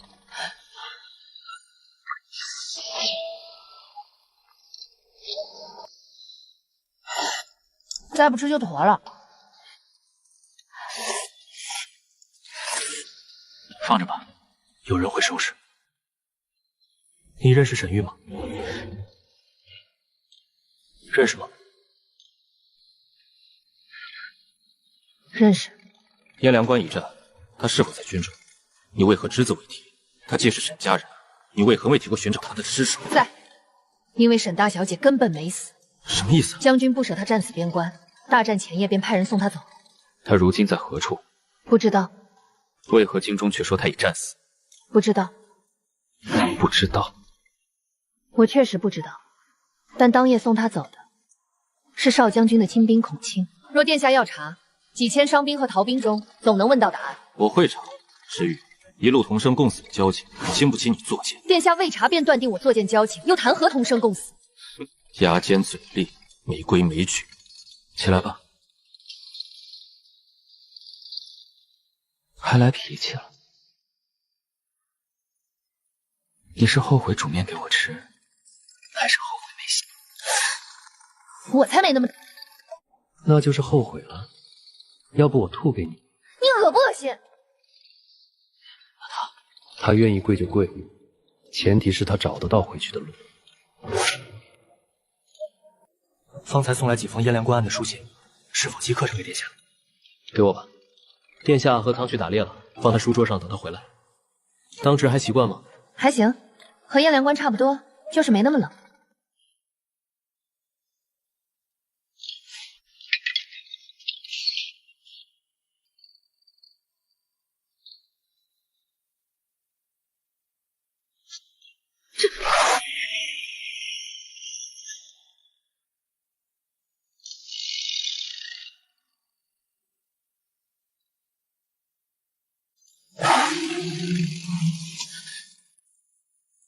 完了，北陵王府要绝后了！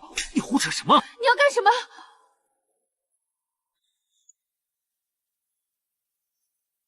想偷什么？没想偷什么。我警告过你的石玉。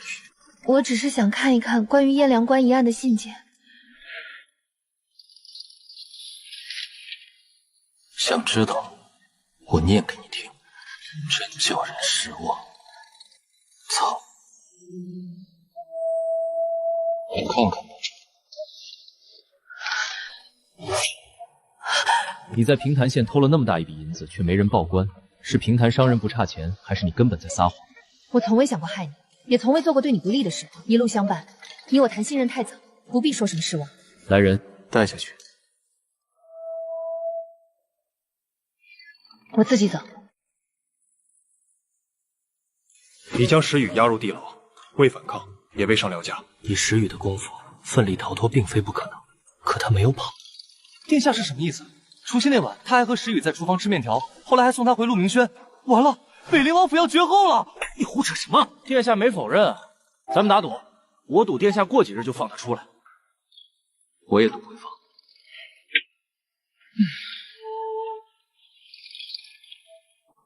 不下了，咱们可是为同一个人摔断腿的交情，你下棋还收钱？旁人拿银子请我，我还不下。我去年送你的美人呢？送人了。连最美的那个也送了？你不要给我啊！以为你不要才送我。啊？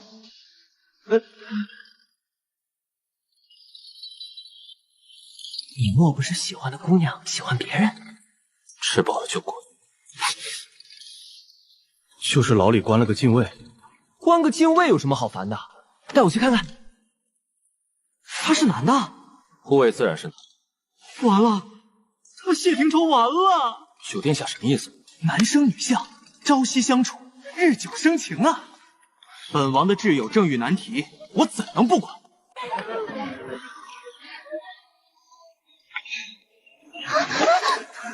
是个懂行的姐儿。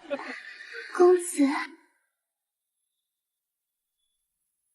风公子有些日子没来了，今儿个什么风把您给吹来了？今儿是带我哥哥来，瞧着，这位才是今日的贵客。看什么呢？还不快迎进去？几位公子正在房中等着。公子这相貌，想来揽月公子也不过如此。那肯定不相上下。叫几个干净的姑娘进来，我这兄弟挑剔的很。好嘞。九殿下，世子殿下，还得是九殿下能请得动世子。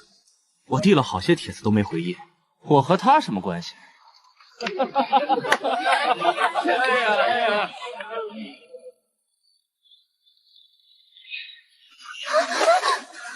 是个懂行的姐儿。公子，你新接进府的小龙如何？嫩是嫩，就是教过的。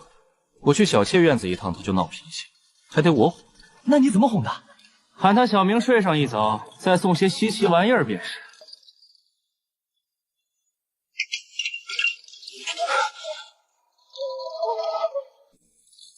来人，杯水沐浴，再叫几个姑娘进来。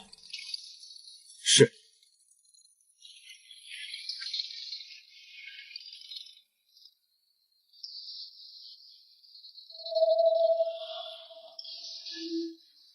抬起头来。公子，奴家为您施法。出去。奴家可是惹公子不高兴了。你站在这里，就让我不高兴。全都出去。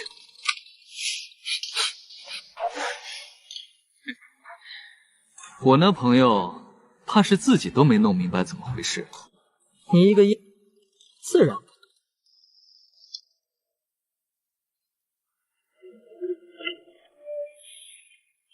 你可知错？时雨知错了。错在哪儿？错在想知道消息该直接问殿下，不该偷看，也不该撒谎。银子是我在陆氏店里支的。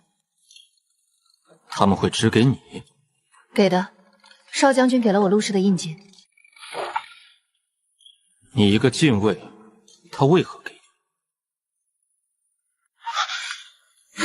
念在你救过我一次，死罪可免，活罪难报，自己去找西风领鞭子。备马。案例该领多少？按规矩办。殿下，案例已经斩了。轻则鞭笞20，重则……那就20。你看，我就说他不一样。风公子也在呢，公子要找他？不找他，有小弓吗？自然有，只要公子想要，都能弄来。公子，人来了。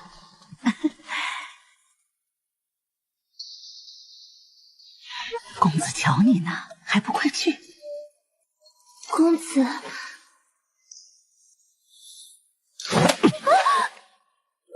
公子，你来干什么？自然是关心你，怕你钻牛角尖。你牢里那个人对你来说很不一般吧？我也好奇，挑来挑去，到底喜欢什么样的？这普天之下非男即女，你都不喜欢，就喜欢成日畜生混在一起。别误会，我是指苍和白羽，他们都不喜欢我。你看我身为皇子，除了文采有些造诣，其他一窍不通。你是在享乐上有造诣吗？人活一世不就图个乐？你身为北林世子，比我这不受宠的皇子还高贵，可你活得快活吗？其实我也不快活，我也想安邦帝国，可旁人都说我烂泥扶不上墙，这话没错。廷昭，我哪是甘愿混迹勾栏？若我不是这副模样，我那些兄弟早就要了我的命，不惧威胁，才能保命。及时行乐吧。书上说得好，两情若是长久时，又岂在公公母母？读书读傻了，你也不用难受，我看过那人了，你定是在上面那个。哎，我跟你说，他是个男人又如何？哎，救命！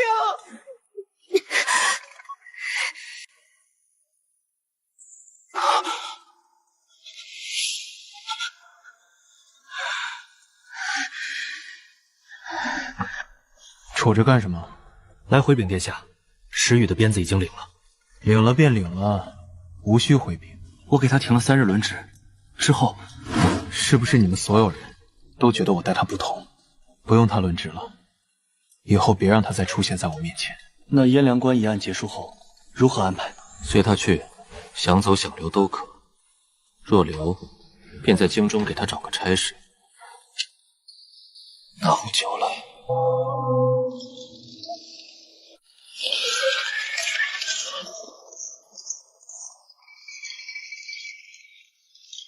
这才5个，空扰了殿下休息。殿下一直醒着，刚从醉云楼回来，酒还没醒呢。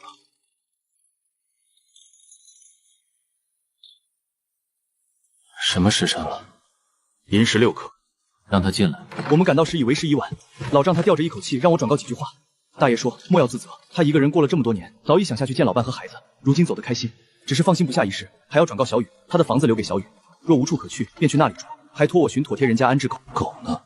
属下将老丈葬在亲人墓旁，狗擅自带了回来，不知如何处置。把狗交给西风，送去石宇那里。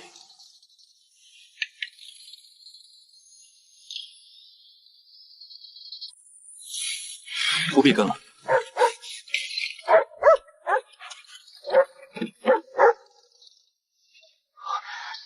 石宇，来人！殿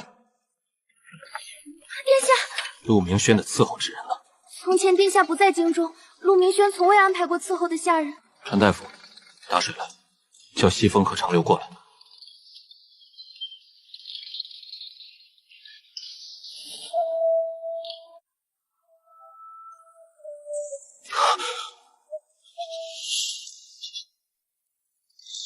殿下，奴婢打水来了。放门口，再打盆温水、毛巾。怕不是打了人，自己又后悔了吧？完了，鞭子是你打的吧？不是我亲自执行，那也是你下的令，是殿下下的令。你怎么不懂呢？殿下怎么能有错呢？错肯定在咱们身上。那贵吗？殿下，水来了。啊！只有殿下和石宇在里边，你说到底是伺候谁？别乱猜，殿下，他是鞭伤未愈又受了寒，我开几副药烧退就好。小心背后！跑啊！阿玉，快跑！早知道殿下要待这么久，我就不陪你跪了。我本就没错。你送狗过来时，没发现异常？天刚亮，石宇在房内一声，我便将狗放院内了。钟伯还有多久到？年后从北林出发。如今王府内务是谁在管？留守管家管清扫，殿下起居由长留安排。是我。陆明轩住了人，为何没安排丫鬟？可他是禁卫，从没有给中尉安排丫鬟的道理。殿下是提醒你该做什么。大黄，跟我走，别吵着他。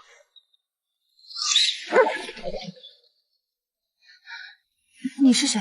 我叫二丫，专门来照顾你的。你想喝水吗？你别乱动，大夫说你要好好休息。大夫？是呀，扫地的发现你烧得厉害，告诉了西风，大夫把脉开了药就走了，后面一直是我。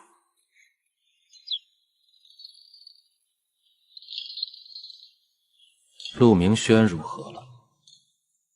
好些了，胃口也好，和二丫相处的不错。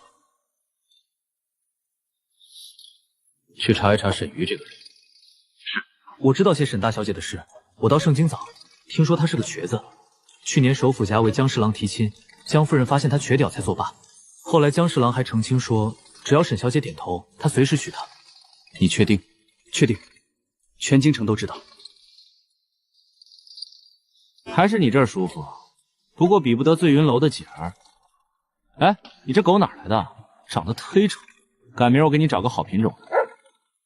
他听得懂，听得懂又怎样？本来就丑，一个我发现你心情很好，跟前些日子借酒浇愁不一样了，是想通了还是得手了？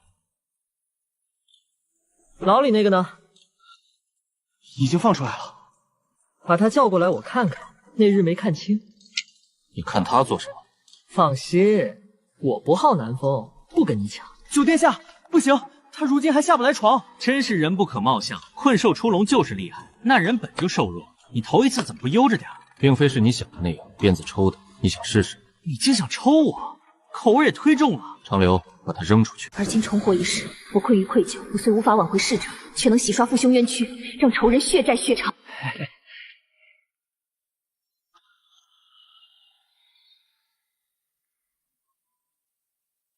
小姐可算来了，我等了好些天。是沈烟给我回信了吗？二小姐那里，我初3便上门送信，迟迟没有回音。倒是洛州传来了老夫人与红俏姑娘的信件，快给我！若是撑不住，便可回洛州安身。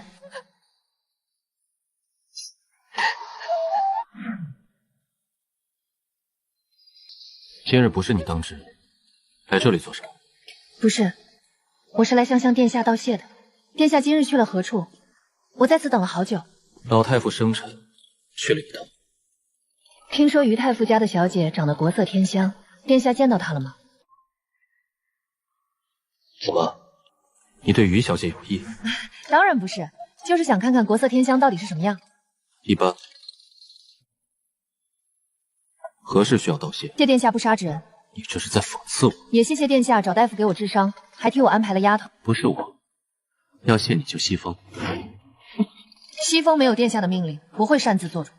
他还不至于连这点权利都没有。确实是我。你哪日轮休？明日。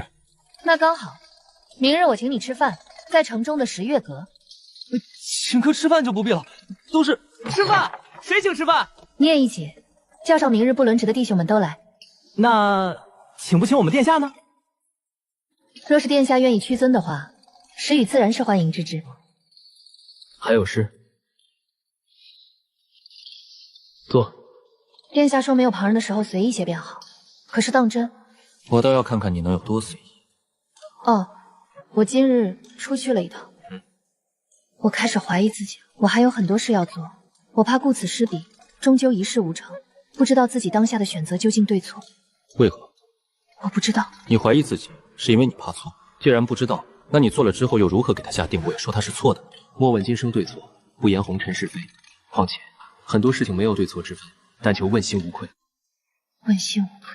而今重获一世，我愧于愧疚，我虽无法挽回逝者，却能洗刷父兄冤屈，让仇人血债血偿。我明白了。但求问心无愧。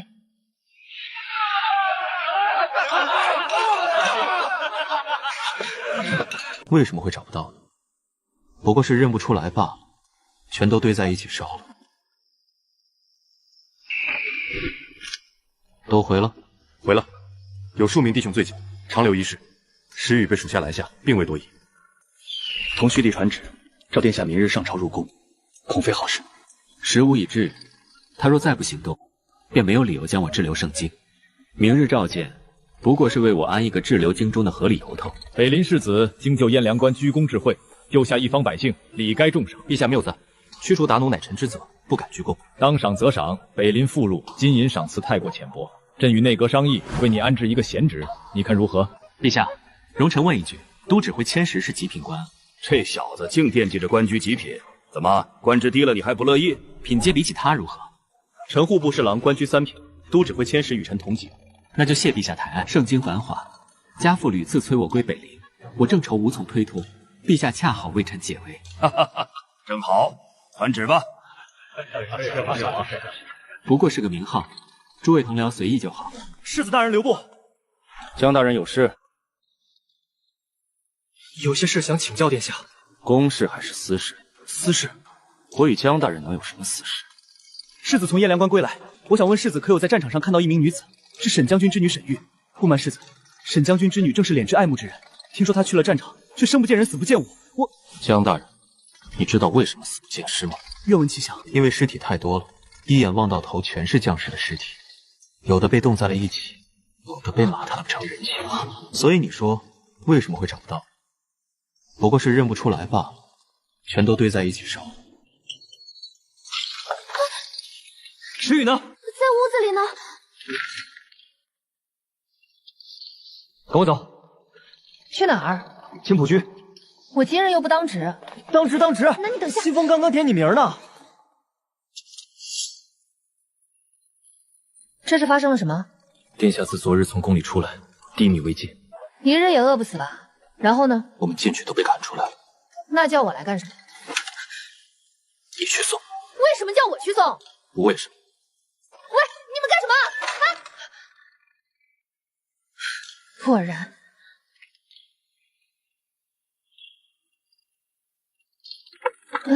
谁准你进来的？出去。哦。去哪儿？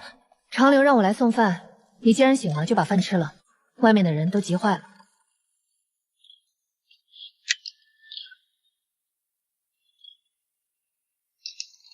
你坐过来些，我懂你的感受，过几日就好了。你懂什么？我当然懂，这就跟坐牢一样，刚进去那几天都会不适应，日子久了就习惯了。你可真会比喻。还好吧？我没坐过牢，想来招牢的饭食没这般丰盛。我也没吃过，不过过些日子等我吃了回来再告诉你味道如何。过几日刑部会来拿你问话，想清楚如何应对了吗？自然是实话实说，我一定如实相告，怎么同你说的就怎么和他们讲，争取不让他们动刑，挨鞭子可疼了。那顿打你没白挨，放心，刑部没人会动你。干什么？我收了。这本就是你的。切，茶就不必了，我们直接拿了人就走。烦请带路。这恐怕不行，大人要提的人是殿下近卫，殿下不点头，无人能在王府带人。那就下官亲自拜见世子。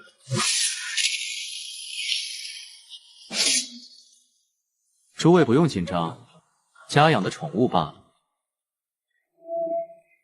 世子大人。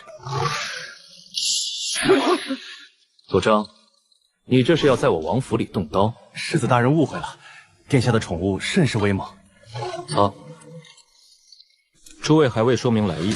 三司会审燕良关一案，需请世子禁卫石宇前往大理寺问话。公事，文书呢？石宇并非犯人，我还以为是捉拿朝廷的要犯。我等只是按差办事，还望世子莫给我扣帽子！按差便循规章出示文书，不按章法办事，反倒索要便利，你何来的胆子？下官回去取来文书，殿下可放人。自然。左大人早守规矩，何来这些周折？去叫石宇过来。不必麻烦，直接带我等过去即可。大理寺的大人传你问话，你跟他们走一趟。是。无事，明日天黑之前，我亲自来接你。如今已是神武，政司繁杂，未必。我说的还不够明白。属下派人去接石宇即可，无需殿下亲自奔波。你接不回一个完整的石宇。今日一事，已然和左宗结下梁子，我要让他成为我的。左宗是柳城心腹，殿下今日刻意为难，何来拉拢之说？左宗贪婪逐利，性情摇摆，柳城多年都无法收服。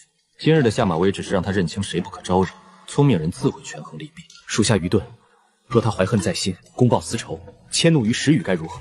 否则，我为何要亲自去接？世子与大人同级，凭什么对您肆意甩脸？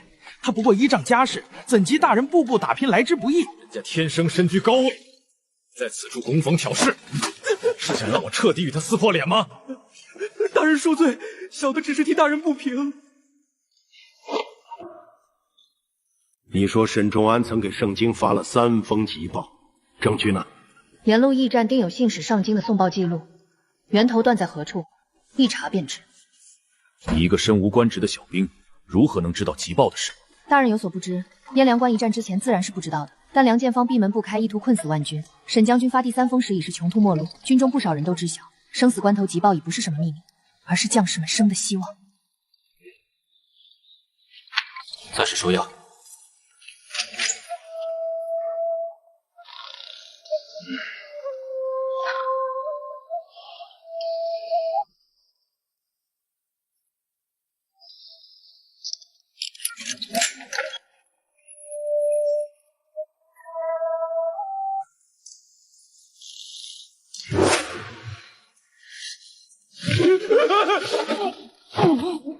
出生你就没命了。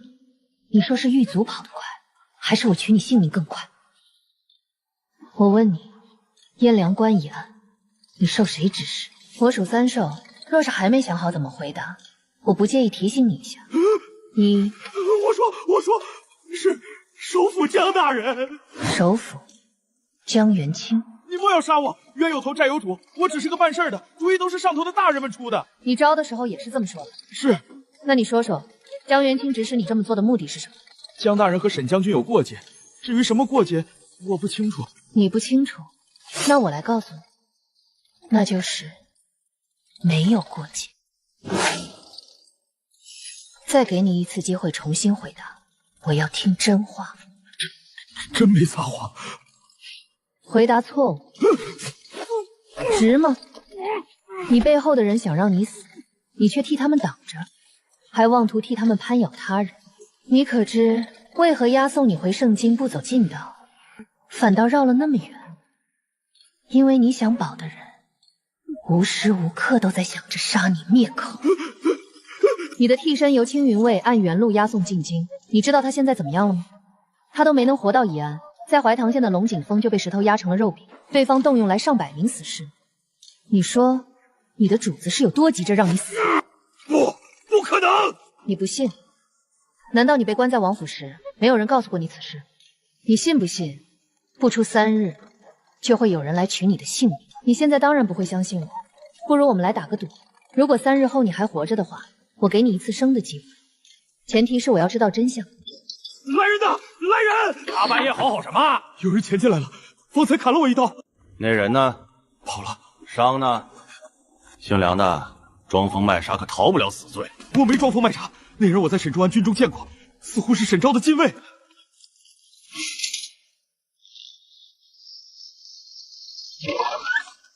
还劳烦你来接，我自己回去就行。劳烦的可不是我。命这么好的马车我不敢坐，觉得像是要送我走。走吧。不急，殿下还没出来。殿下也来了。可不是嘛，来时碰到了督察院的大人，请他进去喝盏茶。世子殿下这么着急走？天色不早，接了人便走。我倒是想瞧瞧，什么人还得世子亲自来接？府中的一个孩子罢了。见笑，半大不小的，总要多操心些。大人留步。这顿牢没白做。回去再谈。不过我知道答案了，牢饭难吃死。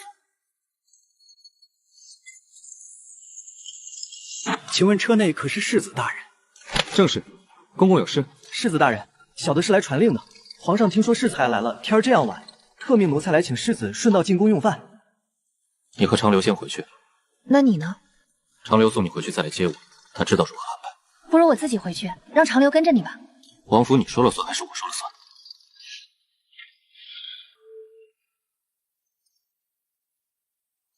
殿下若是回来的晚，我还等你吗？不会晚，在青浦居等我。世子殿下，敢问车上何人？我的人。江大人莫要问得如此清楚，有些事儿不好摆到明面上来讲。近来京中有传言，谢廷昭好男色，在醉云坊找过小老，他身边还有个得宠的少年，估计就是……没有根据的事不要乱说。是大人。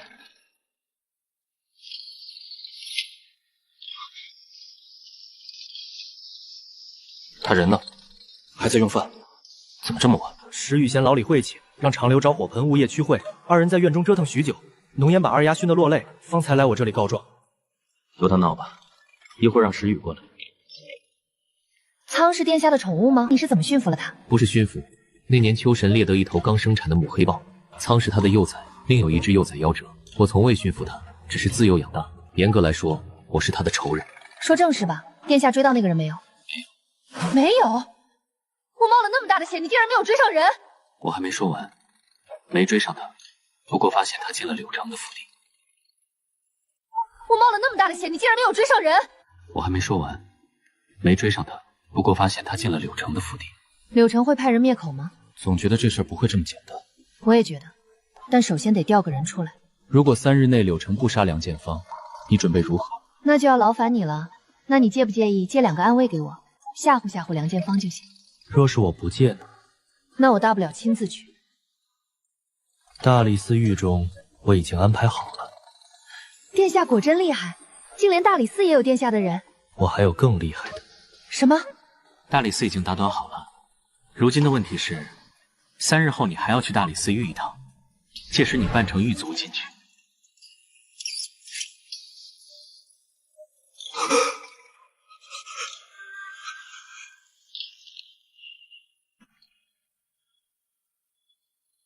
3日期至，你想好了？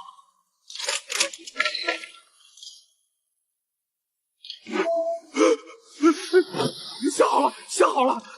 说吧。说来话长，敢问这位小哥有什么办法能让我保命？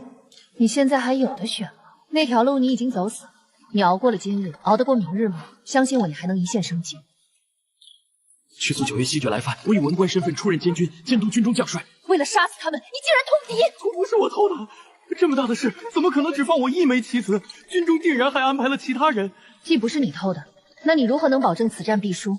你又如何能完成任务？因为粮草，粮草永远都到不了。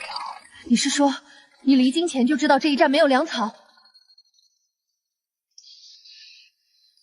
粮草由户部统筹，再从各地粮仓调派，他如何能保证粮草到不了？这我就不清楚了，我负责的不是那个环节。继续说。后来沈仲安自筹粮草，一旦粮草入城，战局便会逆转。我身负京正下的死令，只能下令关城门。那是整整10万人！我还有用，别杀我！写，把你刚才说的全都写下来。你放心，我还要你亲自去指认他。但是如果你不写，我现在就能杀了你。把字写好了。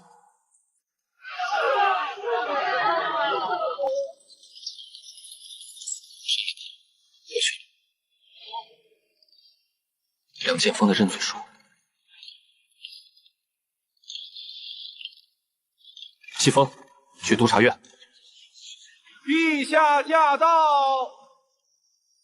婉清，你今日要弹劾谁？启奏陛下，燕良关一案由3法司会审，臣左副都御史万瑞宪今日呈报燕良关一案，弹劾户部尚书葛良吉勾结奸臣陷害忠良，致使燕良关一战惨败。臣左副都御史万瑞宪今日呈报燕良关一案，弹劾户部尚书葛良吉勾结奸臣陷害忠良，致使燕良关一战惨败。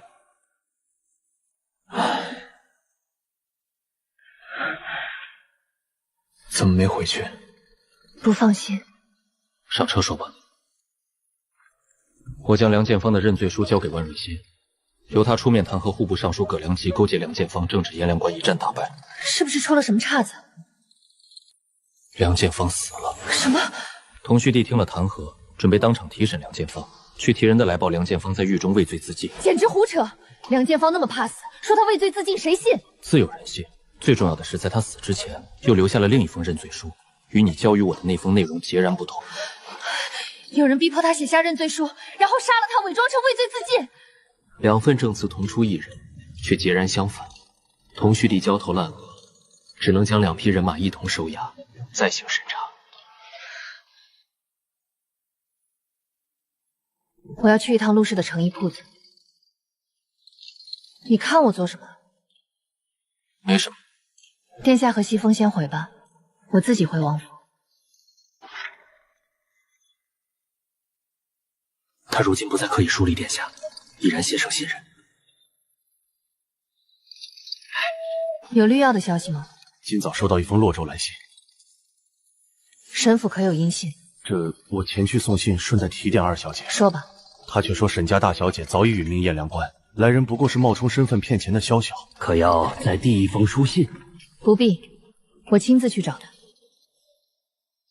前线那批失踪粮草，听闻运粮官半路殒命，粮草下落不明。官府说辞是被齐昌府山匪劫掠。哼，寻常山匪怎敢劫掠前线军粮？所以只是坊间说辞。朝廷人手匮乏，剿匪之事始终毫无进展。为何不令各地藩王剿匪？同绪帝生性多疑，绝不允许藩王私自带兵离境。齐昌，你方才想说什么？齐昌府地理位置特殊，毗邻两藩，官道直通邻，正是如此。此地三方势力牵扯，无人方便出兵追查，所以此案才迟迟无解。粮草从何处调派？为何恰好失事在齐昌？答案在户部。你在想什么？我在想江莲芝，我的意思是，他身为户部侍郎，我在揣测此案是否与他有关。无需向我解释。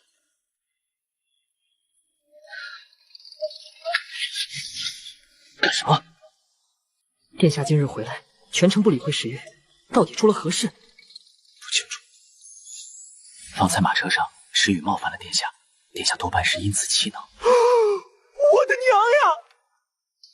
你是我捡来的，哪儿来的娘？殿下就是我的亲爹，何时给我找个亲娘？哥哥，这个是我特意给你留的。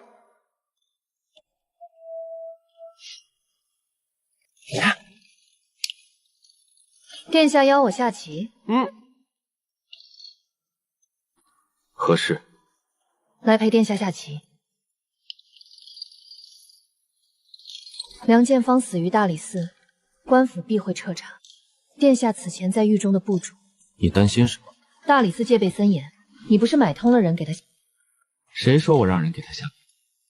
三司备受瞩目，大理寺防卫严密，囚犯犯事专人查验，无从下。我不过让人投放死老鼠捅血梁建芳，没下。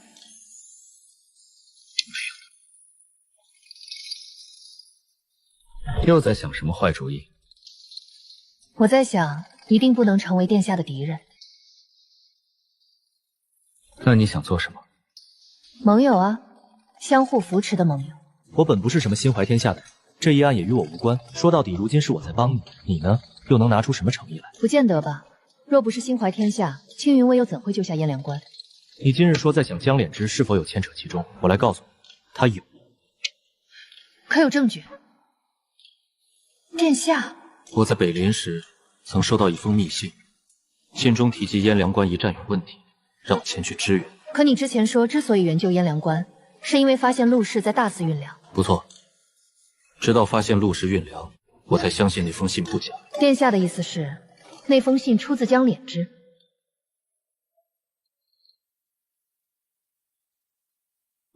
这并不是江莲之的笔迹。江莲之步步稳生，为人极为谨慎，从不轻易露破绽。我的人查了3个月，才追查到他身上。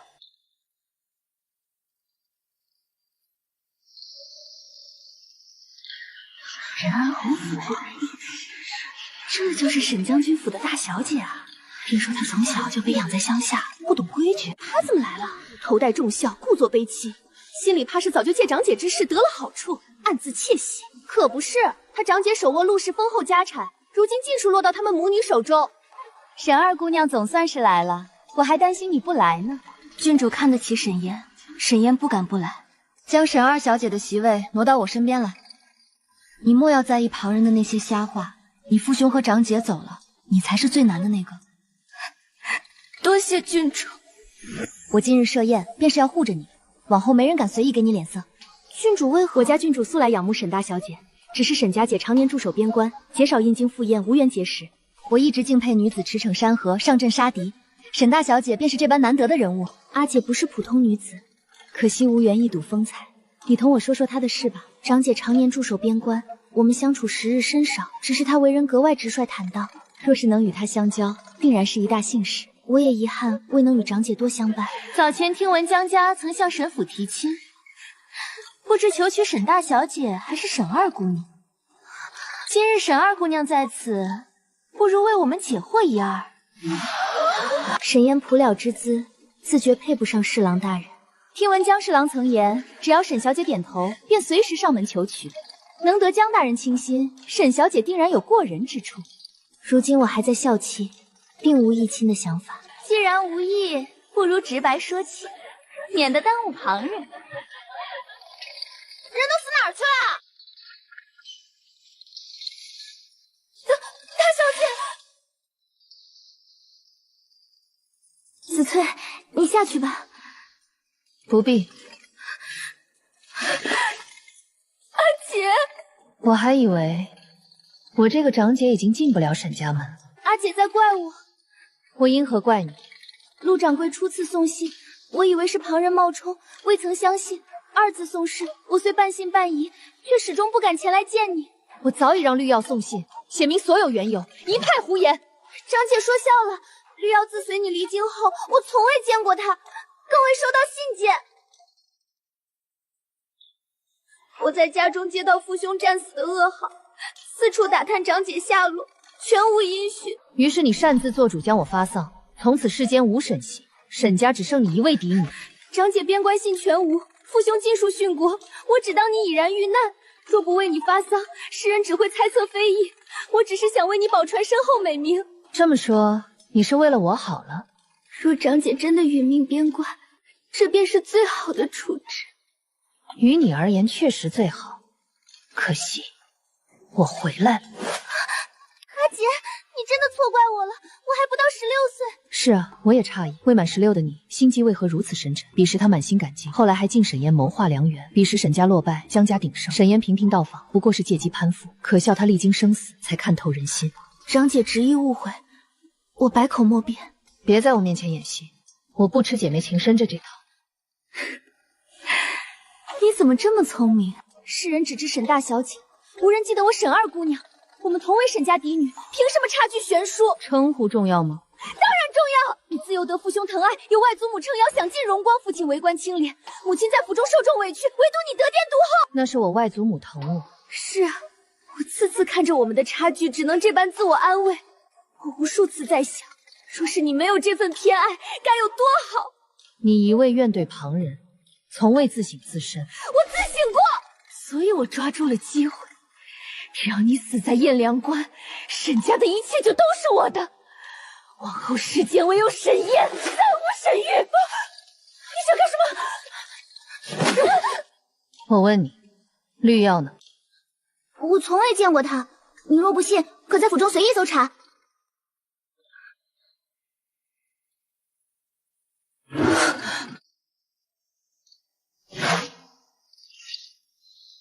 你门口的那块砖为什么换了？换块砖你也要管？我再问你一遍，绿药呢？不知道。别叫人！去我院子看过吗？门口那块砖上画满了图案。绿药喜欢没事的时候坐在门口的地上画画。别告诉我，你的丫鬟也有这样的爱好。你想要银子，要身份，这些我都不在乎，都可以给你，但不该算计我。也不该动我的人。我给你一个期限，3日之内我要见到绿药，这是我给你的最后一次机会。只因你仍是我父亲留在这世上的血脉，3日后我要是还见不到他，到时候你会知道我是什么样的人。你就不怕我揭穿你？好啊，别忘了你擅自替我发丧，欺君也有你份。诛九族而已，你沈嫣难道不在九族之列？正好一起下去向父亲请罪。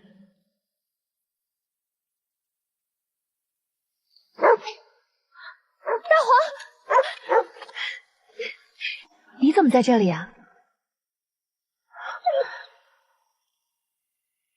爷爷他……进屋吧。老丈把那几间茅屋留给你了，让你无处可去之时能有个安身之所。他走得痛苦吗？手怎么了？被狗挠了。不是你，是一条疯狗。我还以为它和你一般温顺呢。药呢？什么药？金创药。哦，用完了，不知道大夫还有没有。那么大一瓶药，你都用完了？是啊，背上的伤口不少呢。你没看过，当然不知道。不是上次那种。你没那么轻。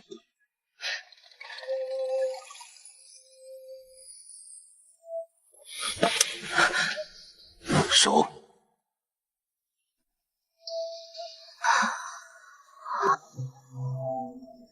户部尚书葛良吉涉案确凿，而江莲之私下联系谢廷沟，疑点重重。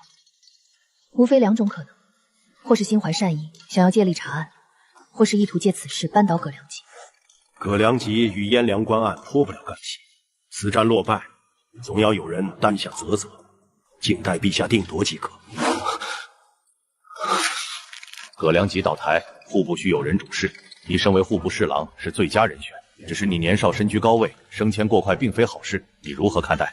莲芝并无升迁之意，那我便暂且压下此事，由你以侍郎之位暂代尚书之权。如果江莲之够聪明，就会避开锋芒，不会在这个时候坐上尚书之位。他资历尚浅，初登侍郎之位，根基未稳。这才刚开始，殿下这就不下了吗？还有的下？怎么结束的这么快？我往常至少能撑半个时辰。脑子够用吗？下棋还分新思虑旁氏。再来一局。再来一局也是一样的结果。风哥哥，咱们如何？我殿下赢，你止语赢。你恶不恶心？哪个啊？咱们止语能在殿下手里撑多久？我半个时辰。我能参加吗？不行，怕你作弊。我就2个月俸禄。输赢不对等，不公平。殿下，西风的为啥比我多那么多？因为你吃的多。殿下，赢不赢全靠你了。那我个时辰。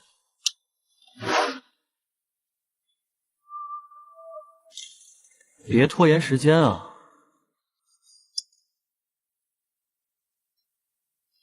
等等，我下错了，这步不算。该你了，殿下。只要我不要脸，我就是无敌状态。这局我必赢。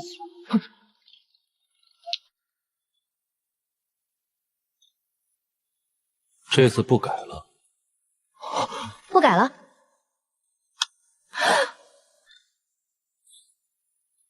没机会改了。不玩了。看见了吗？我这里下错了。怎能这样？殿下这般放水，这局我们必输。岂止，我们都赢不了。去看看。我前几日吃坏了肚子，你也不说去看看我，忒让人寒心了。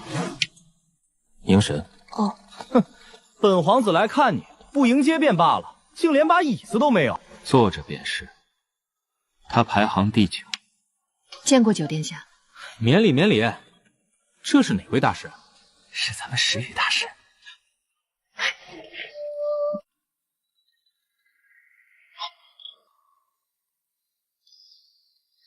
平州啊，观其不语。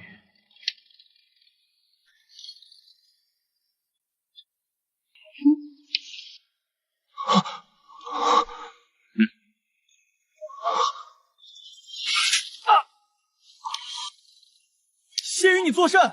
本皇子眼睛瞎了，你赔吗？让他给，他有钱。又不是我打的，凭什么让我给？不是喜欢劫富济贫吗？你又不贫。小的等了好久了，掌柜的说有要事找您。什么事？早上神府的小厮来送了一封信。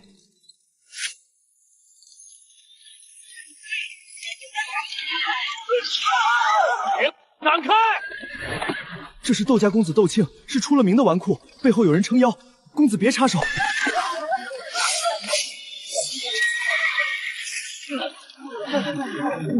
谁呀？敢拦路？并非是拦路，不过是救人而已。我管你是干什么，拦了小爷的路，砍了小爷的马，摔伤了小爷，你就不能见着明儿的太阳？你。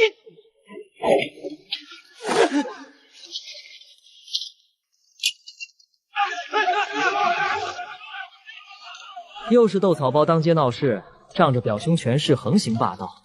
随他闹，闹得越大越好。